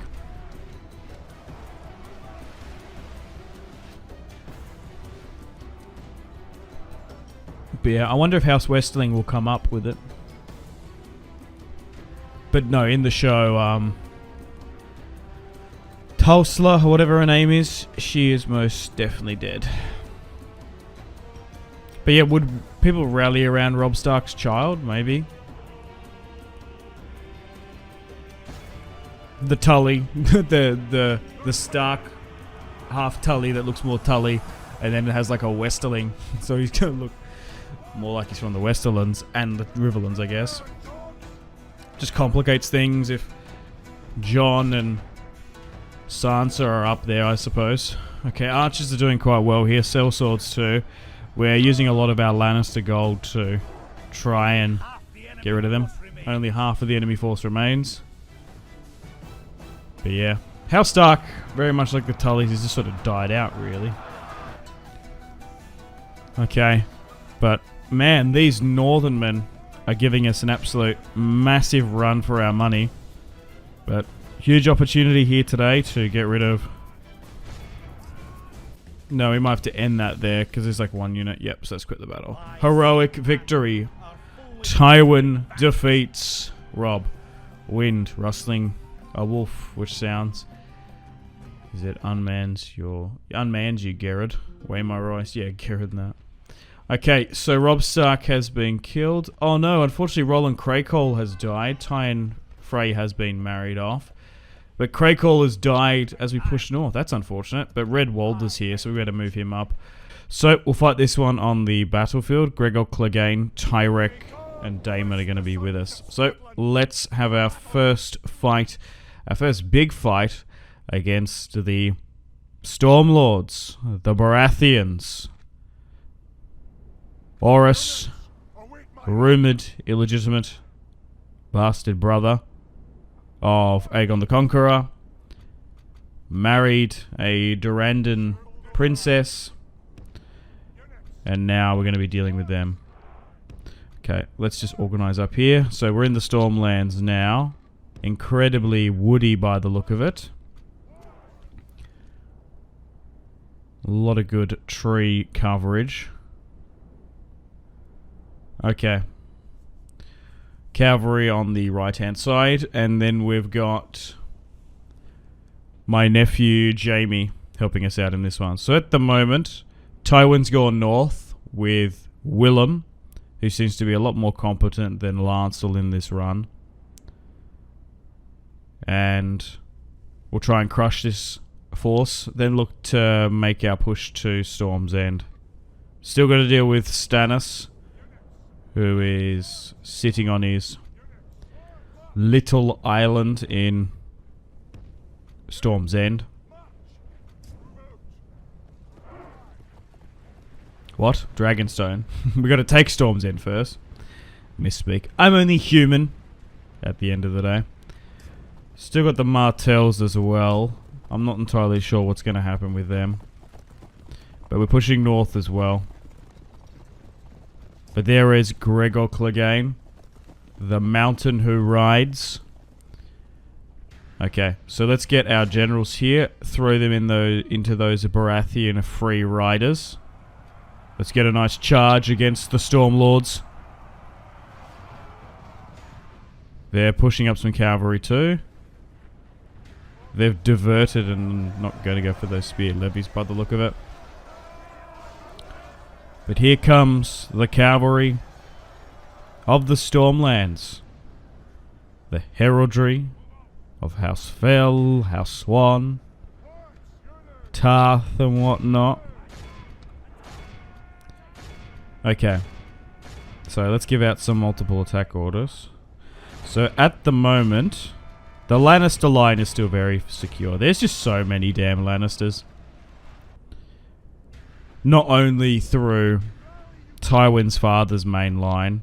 So we've got Kevin and his 3 sons. We haven't got like distantly related Tyrek, and we've also got those Lannisport Lannisters too.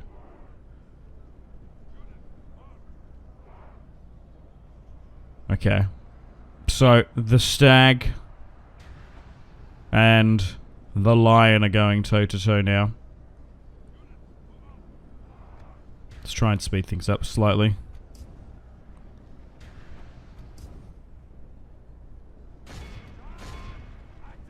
Okay. Archers getting their shots over the top. I just let auto fire go. I go back and forth. I swear in some Total Wars it's actually better to give out the attack order, but then sometimes it's not. Because what they do is they skirmish a little bit too much. Like, I think we are better in Medieval 2 not to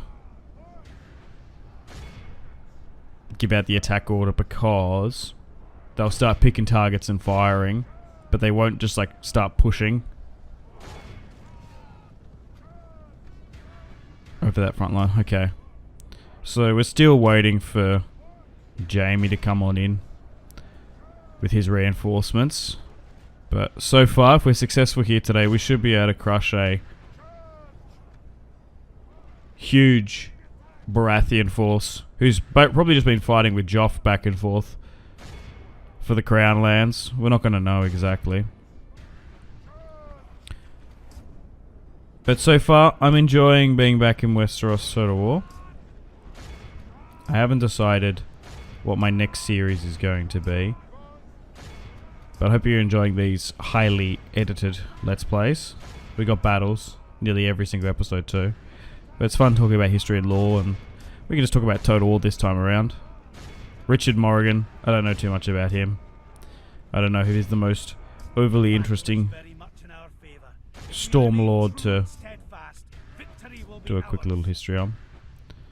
But once we crush this army, we should be able to push towards Storm's End.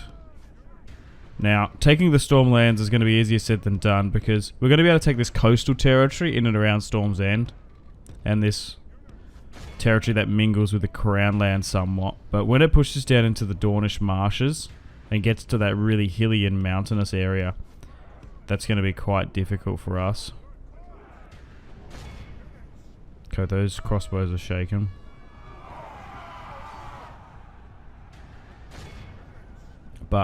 If you're enjoying Westeros Total War, want to see more, support it and I'll do it. I am tempted to maybe doing just a bunch of the Game of Thrones mods again. You guys are really enjoying it. You're showing a lot of great support, and I'm having so much fun being back on Medieval 2. Oh, it's so good. It is so nostalgic being back in Game of Thrones, A Song of Ice and Fire, Westeros. And then we've got SimCity Total Warfare, and we're doing a lot of CK3 too. So it's just Game of Thrones, A Song of Ice and Fire, bonanza these days. Okay. The enemy are badly bloodied. Our men are winning the battle. So Jaime's forces have now come in. Smash the enemy.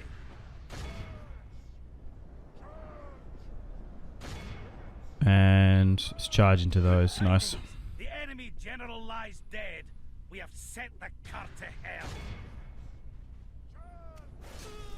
And Richard Morin is dead. And now we're starting to get rid of some of the captains. Look how our cowardly foe runs. It is Captain Gerald, one of the reinforcing generals.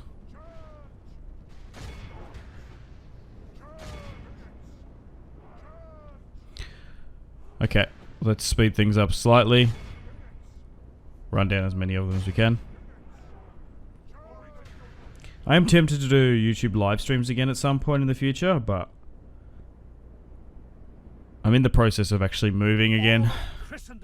So my internet is not very consistent and reliable these days. Okay, so let's ransom all of them. That is such a huge chunk. And we've pushed them back. One of the last Baratheon claimants. Well, illegitimate, I suppose. But Jaime, along with Kevin and Tywin Frey, 3 full stacks, about 10,000 Lannisters or so, are focusing on the Stormlands. The Riverlands has been subdued. House Tully has been destroyed. And we've annexed all of the Riverlands. We've brought in the minor houses too. Tywin and Willow Lannister are going north. Martin's here with Tywin Frey. So still one of the claimants in line, because at the moment the throne will not the Westerland seat, the Warden of the West, will fall to Kevin. I guess technically Jaime is Warden of the East for whatever reason.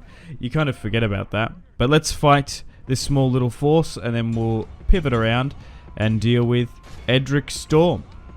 So Edric Storm's a really interesting character in the books. There's a little bit about him, but he's not really much of a character, let's be honest. It's interesting that in the show that they kind of blended him and Gendry. So Edric Storm is actually a recognized illegitimate bastard of King Robert and Delena Florent, which is interesting because Stannis' wife is a Florent too, so they're like from the same house. I'm not too sure. So if they're like sisters or they're closely related, I can't remember exactly. But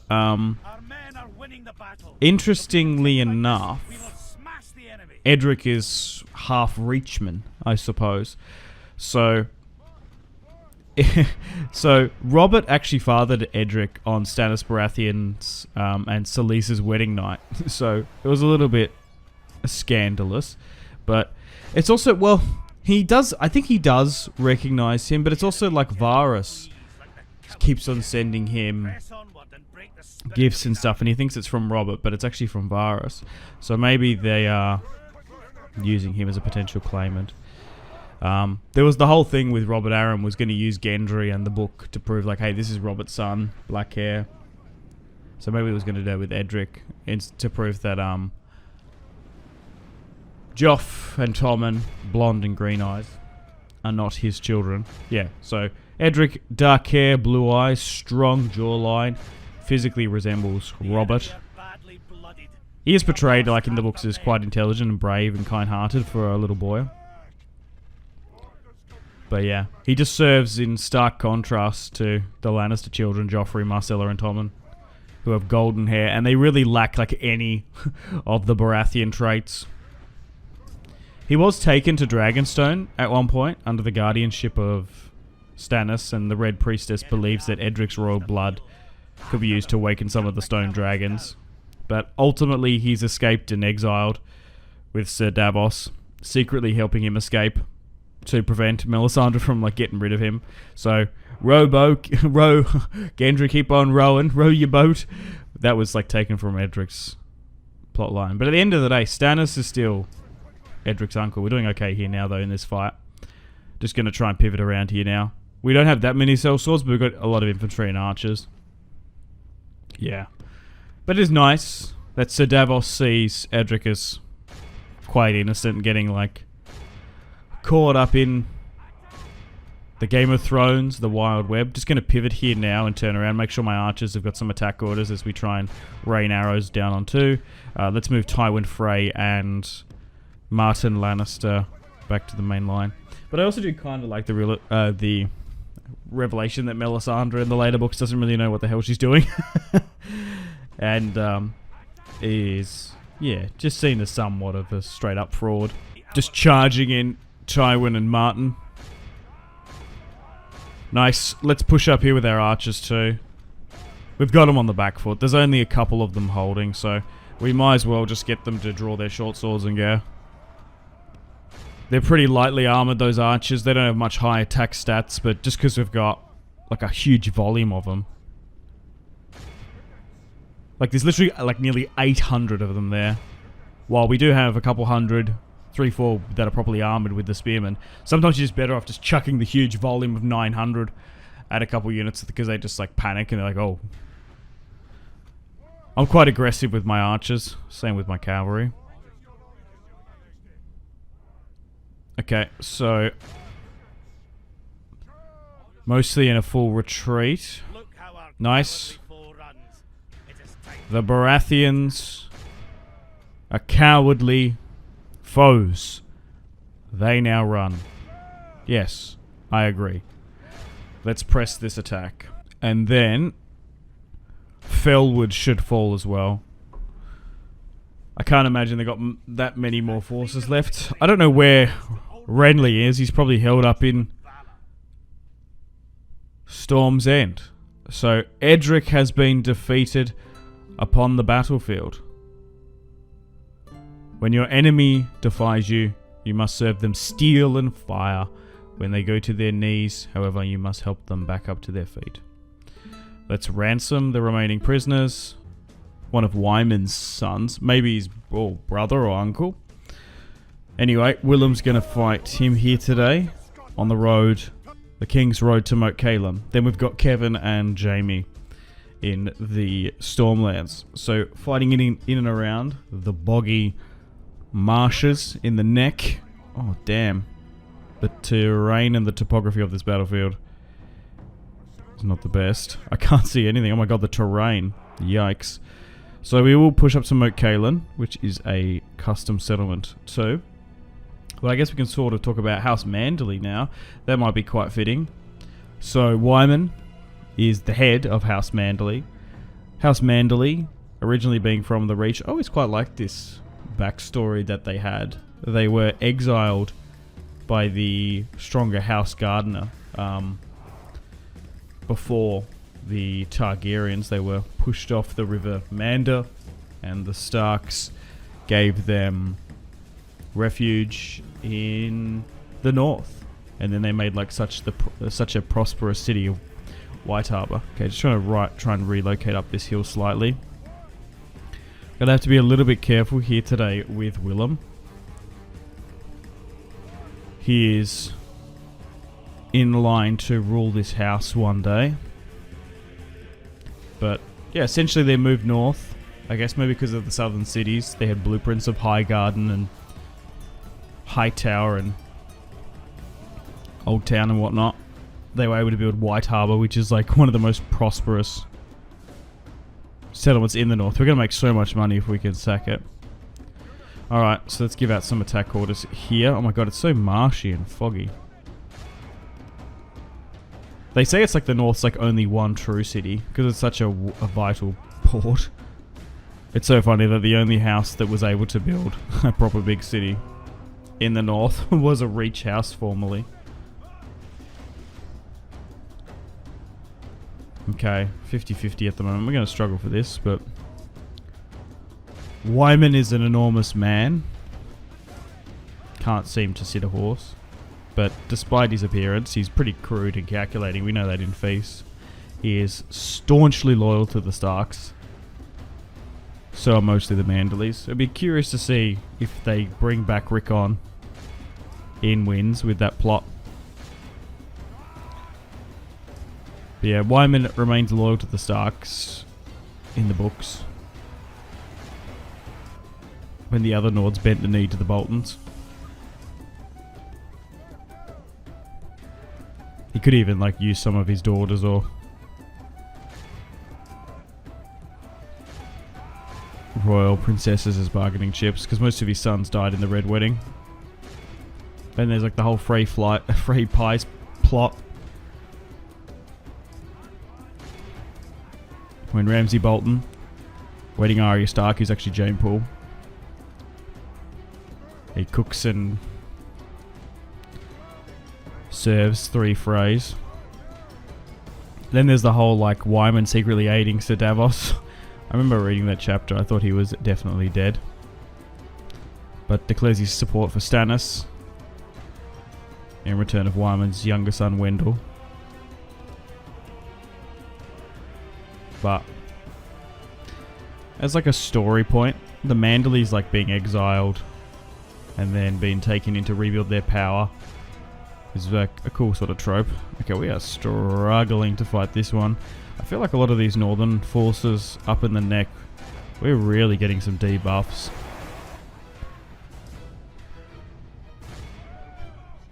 But a merman on a green field.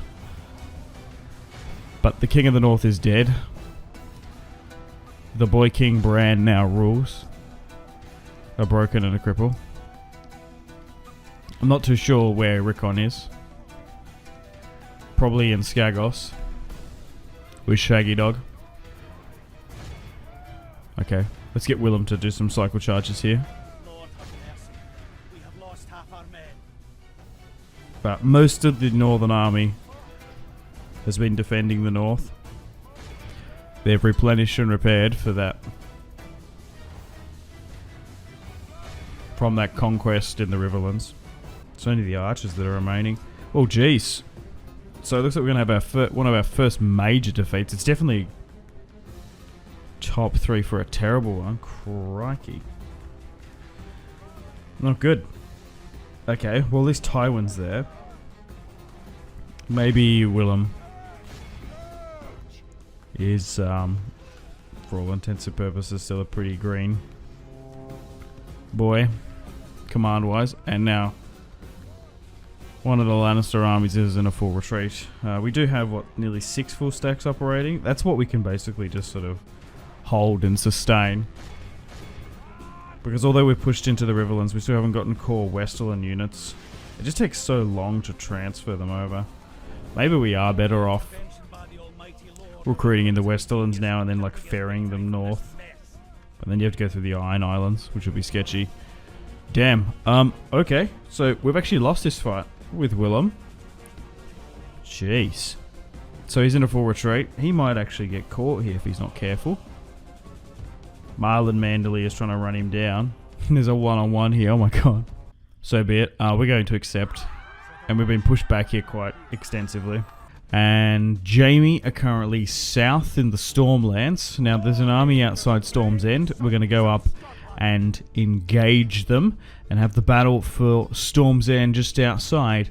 Tywin Frey is besieging Fellwood, and Kevin and Jamie with Lancel, Tyrek and Gregor are doing so much better down in the Stormlands compared to Willem and Tywin in the north. They are slugging their way up the neck, looking to try and secure and seize the strategic city of Moat Cailin, then hopefully White Harbour too. Okay, the Riverlands has fallen. Joffrey still sits the Iron Throne. We've got an army coming from Harrenhal and the Twins too, but we're back down in the Stormlands trying to hunt, find and root out Renly Baratheon. Edric Storm has been captured and dealt with, And okay, so it looks like this battlefield is a little bit lopsided here. Okay, let's try and move up. Give out some attack orders there too. Let's move to the right hand side. Try and wrap around the back end here. Okay, let's get my archers to get some attack orders out.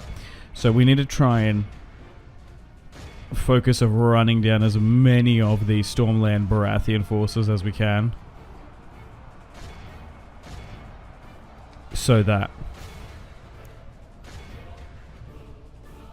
they don't run back into Storm's End.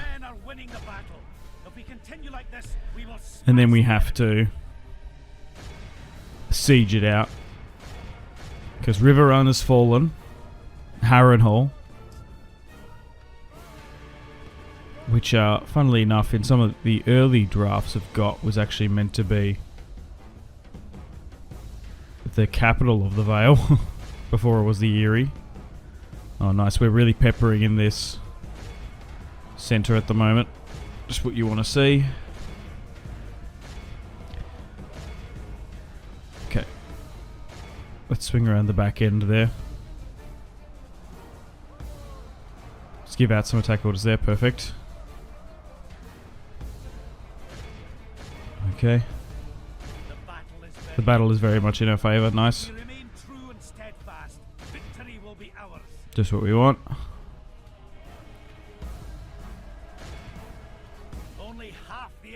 So if we can wrap up this first... Oh, they're coming down from the top side of this hill. Hang on. So I'm just going to get my archers to quickly rotate between the main line. Come on, come on. We just need to crush... These pikes are just so hard to push past. Alright, let's try and form that up.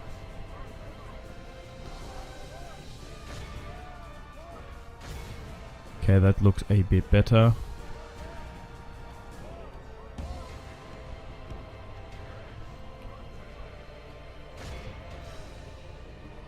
Okay. Here they come, the second wave. My archers are still hitting them from the left-hand side, which is really nice. Still swinging around my cavalry as well as much as we can. Get them actively doing stuff.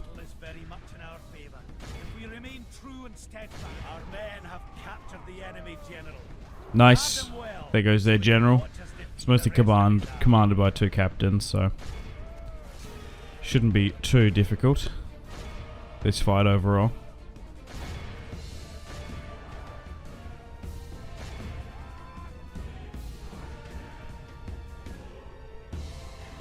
And then Storm's End will be under the control of our Great House. I'm not entirely sure who we should give it to. Does House Clegane deserve the Stormland? I don't know. Probably not. But Tyrex here too, a cadet branch. Just to rule until we can bring in a proper lord.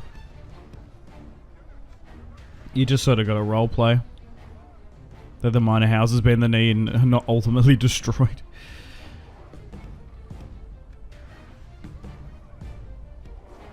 Okay, let's try and run down those pikes. Only half the enemy force remains. Our men are winning the battle. If we continue like this, we will smash the enemy. Only a couple small pockets of resistance here. Good tidings. Nice, another Stormland captain is no more. Set the cart to hell. Captain Rickard.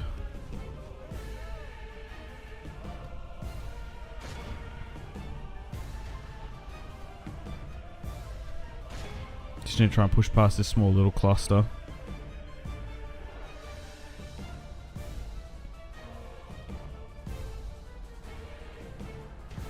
Our men are winning the battle. If we continue like this, we will smash the enemy. Okay. We're basically one here now. Let's just try and run down as many of them as we can. And we should be able to march into Storm's End. You'd think.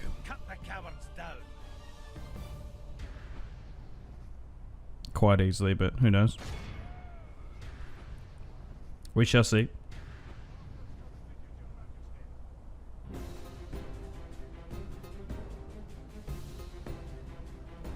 The enemy are utterly vanquished.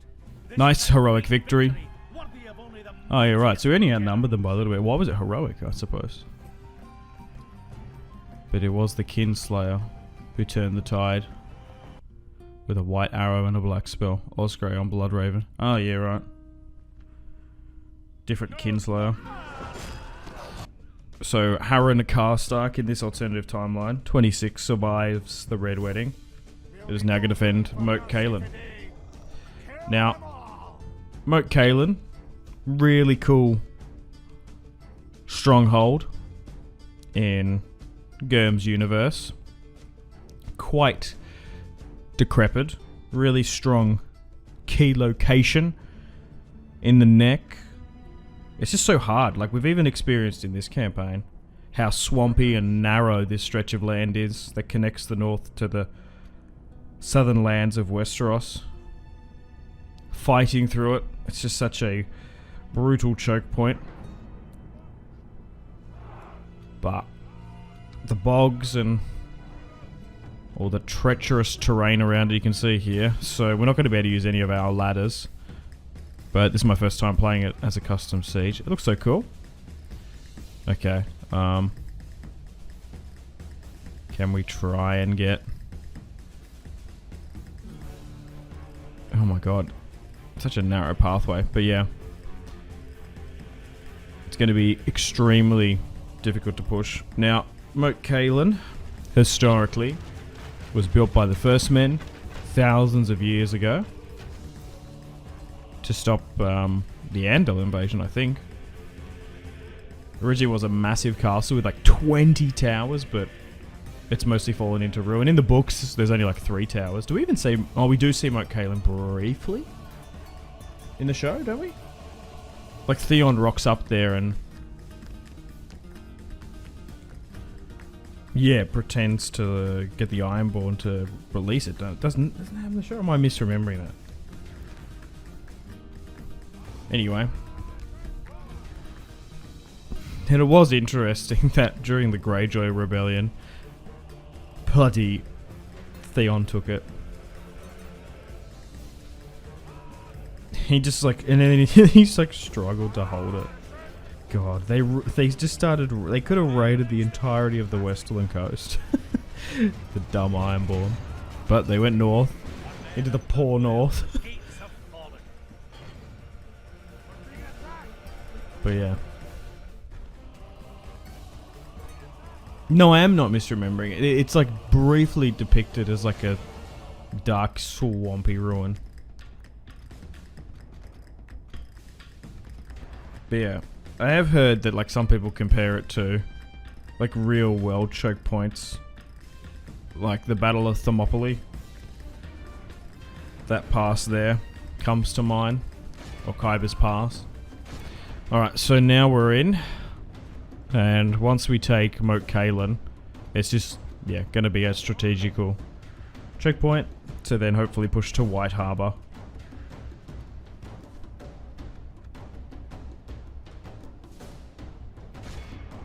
And then take that. Just need to swarm in now. But Robb Stark pushed down south, crushed, defeated him with Tywin. Wanted Willow to gain some renown because he is now, what, 3rd in line to rule House Lannister.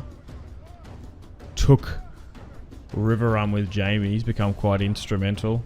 But unfortunately Lancel died to the plague, but it's probably a good thing. Because of his infidelity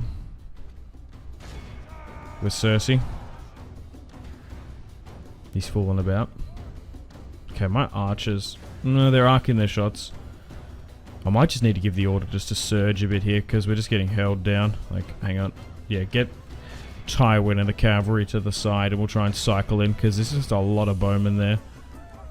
They're sitting in the town square, so they're going to have impenetrable morale, but... Hang on, we'll just try and cycle this a bit better. There we go. That's a bit more like it.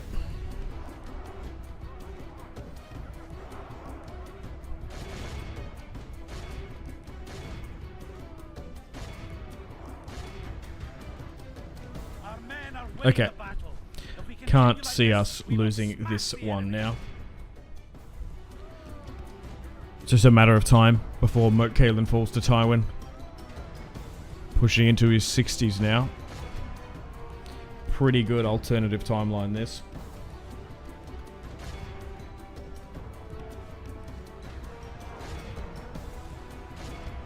Having Tywin still alive. This has been massive. Men have taken control of the castle. We probably don't win this war without him. But Jaime's no more. Same with Lancel. Although we're winning the War of the Five Kings. Supporting Joff and keeping him on the Iron Throne, it's come at a cost. But a Lannister sits the Iron Throne essentially, so Only he's half fine. the enemy force remains.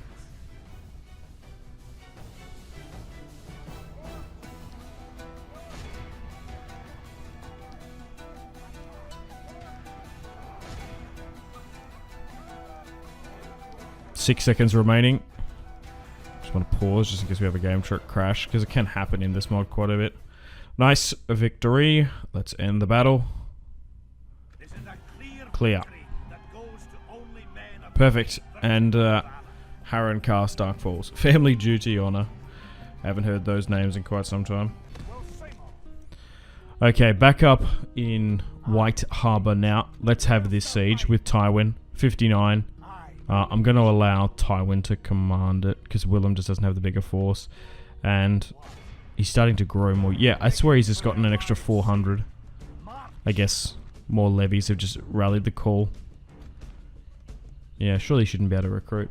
But anyway, let's fight this one on the battlefield. This should be really good, because it should be like a huge, big city to fight in for the first time. What is dead may never die. But rises harder and stronger and with more brain damage. Because you're kidding. Drowned. Okay. Oh wow, look at this. It's such a massive city. I've always liked White Harbour. It's always quite fascinating. It's like, I wouldn't be surprised if it like comprises of like half of the North's tradable income. Located right on the what? White Knife River, where it meets the Bight. Primarily a port city, famed for its trade and commerce, thanks to the Mandaleys coming up north, being kicked out of the Reach. The White Merman, it's okay as a sigil, and the Trident. I prefer the green background. It's nice. House Mandalay, loyalty through service. So loyal to the Starks. They really embraced their way of life when they moved up there too. It's a cool mixture of like south and northern.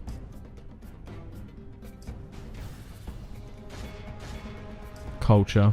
Okay, let's slowly but surely advance. This is going to be an absolute massive siege. The Pearl of the North. Let's make sure those two batting rams come up into. They are using flammable shot. This is not what we want. Okay, let's get our archers to get some shots off so they can draw away some arrow fire.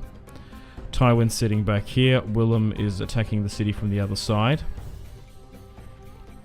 But they actually get a fair few like exotic goods, because you kind of forget that Bravos is actually really quite close to White Harbour. Also in the books, there's always like the Umber Mandalay fleet that Robb Stark commissioned. We still haven't yet to see that in the books. We'll probably see that in Winds. I think there was a cut draft where the Freys were meant to go from the Vale to the north, weren't they? And then like, what was it? Pycelle said, oh no, Stannis' fleet with Salador Sand or some sellswords might intercept it, but I can't wait to see what happens to the Umber Mandalay fleet, what they do with that. But yeah, there is still a huge Faith of the Seven culture there, due to the Mandalay's southern roots. I think they do, or maybe it's a mixture. I don't know. Do House Mandalay believe in the Seven or the old gods? But it's quite well fortified, you can see. There was an ancient castle that sat on White Harbour, the Wolf's Den, Hearts and brains. originally built by the First Men. But yeah, no, they built a big grand sept there, didn't they? So yeah, they do. But I guess there's just being in the north, there's obviously the old gods culture. Alright. Let's slowly but surely advance as we get into the city streets. We're going to be dealing with the court of the Merman. The Lord is with us to the battering ram has done But yeah, one of my favourite parts in dance is Manderley's revenge when he orchestrates Frey pies, none of them, during Ramsay Bolton's wedding feast. Quite dark, quite comedic.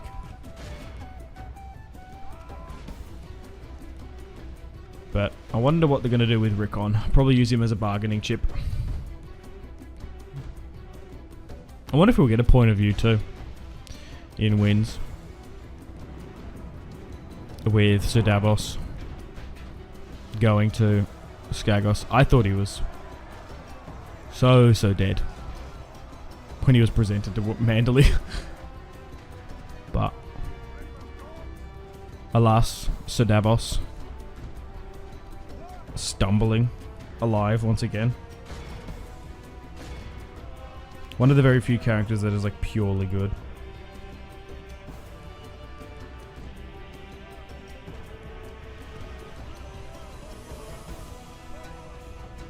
That always survives somehow. Okay, why can't we move around here, please? That would be idyllic.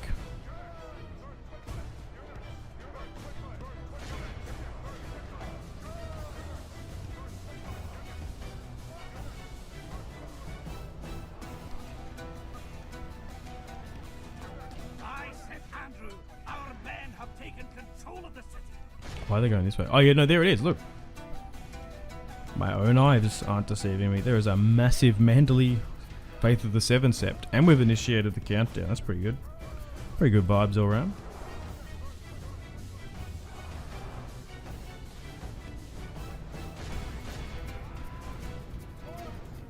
The enemy are badly blooded. They have lost half their men.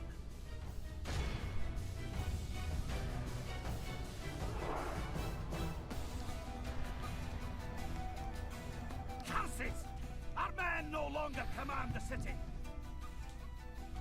Curses, our men no longer control the city. Oh, was it Willow? Yeah, I guess he was in there. Okay.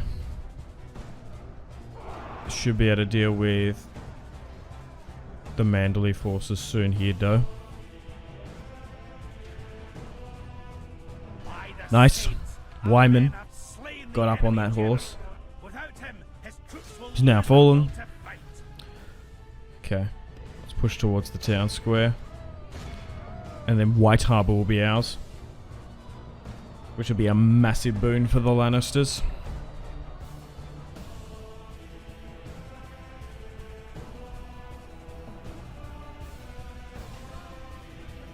Having this fully under our control.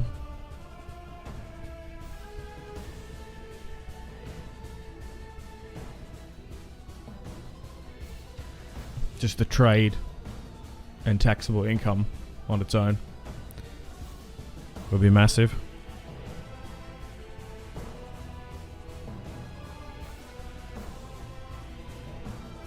The battle is very much in our favor. If we remain true and steadfast, victory will be ours.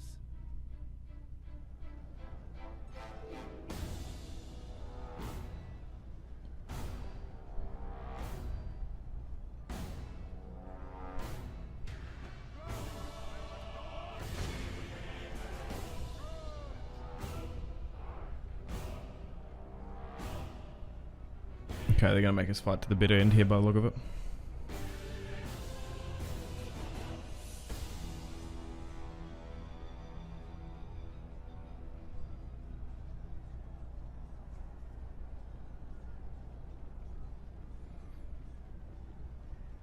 Jeez. I'm surprised how Tywin is alive, to be honest. We've been so aggressive with him. quite a few times this series.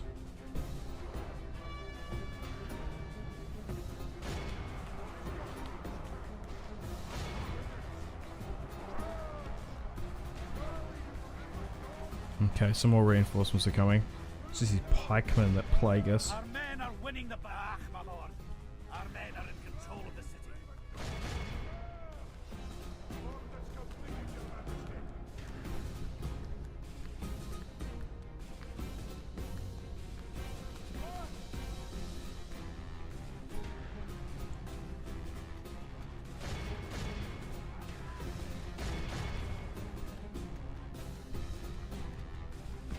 Okay, the countdown is back on again.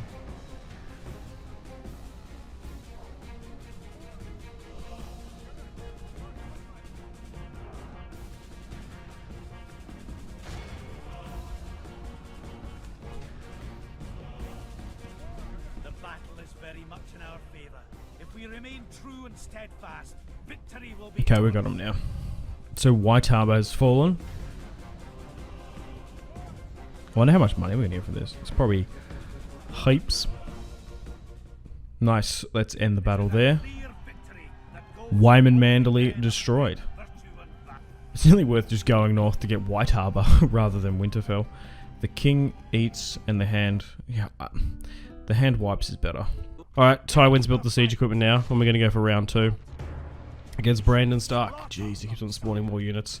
13 now, so Bran the Broken versing the mighty Tywin for a secondary time. There's no law, just a sword. Happens you got one. Okay. Depends who's got the most swords, I suppose. Okay, let's go again. Now, we basically need to bring up our ladders a bit more. I don't know if there's a buff, but the arrow towers last time we did this siege, in the botched siege of Winterfell, just absolutely shredded us. They, for all intensive purposes, shreked us. So let's get the battering ram here, try and move that one up. And it's the second stage. Jeez, yeah, they basically got like ballista towers. Like, look at this. Just rip roaring through my men. Let's advance further. Move you here.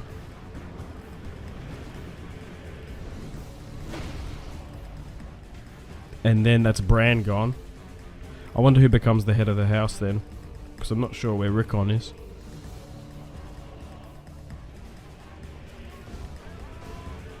Probably so. Well, Bran's only just come of age. Maybe someone else was head of the house for quite some time. Potentially. Oh, well, in this mod, they, you can... No, I think Robert Aaron is... Well, he's probably come of age, because he's nearly a similar age to Bran, isn't he? So that's why he declared his independence. Because I still think he can be the faction leader, but still a kid. You can code that in. There's some still oddities with this mod, but I guess someone made a really good point in a comment the other day that it's like, hey dude, this is a beta version. So, there's still stuff that's stuck in progress and hasn't been worked on in, for years, which is true. But, I don't know, I always find Song of Ice and Fire and the Westeros mods more book canonically, I prefer, rather than the show. Okay, so we're surging now. These pikes that keep on spawning are annoying. Okay, so we've broken through the first one. But this is Winterfell at the end of the day. It's not surprising that we're going to need a couple goes to get in. Okay, and then let's move the ram for the second sign. Like, even like the banners look better. A grey wolf on a white field. Looks so much better. They're disrupting the arrow tower, the bloody... siege equipment there, which is annoying. Excuse me, my lord, but that siege engine isn't going to man itself. Okay. I can't see us losing this one. We've got plenty of time to surge up.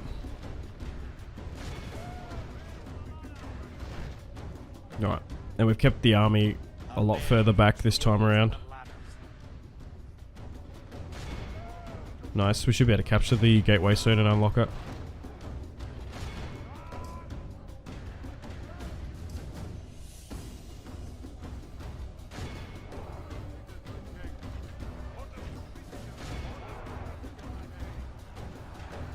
letting our pikemen rain fire and death down there.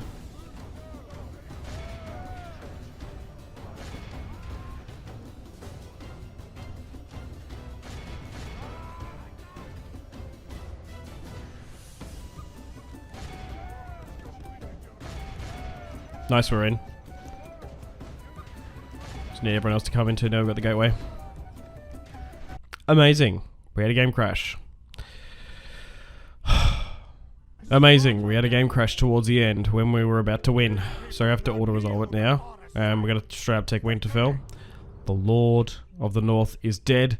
Tywin now sits in Winterfell.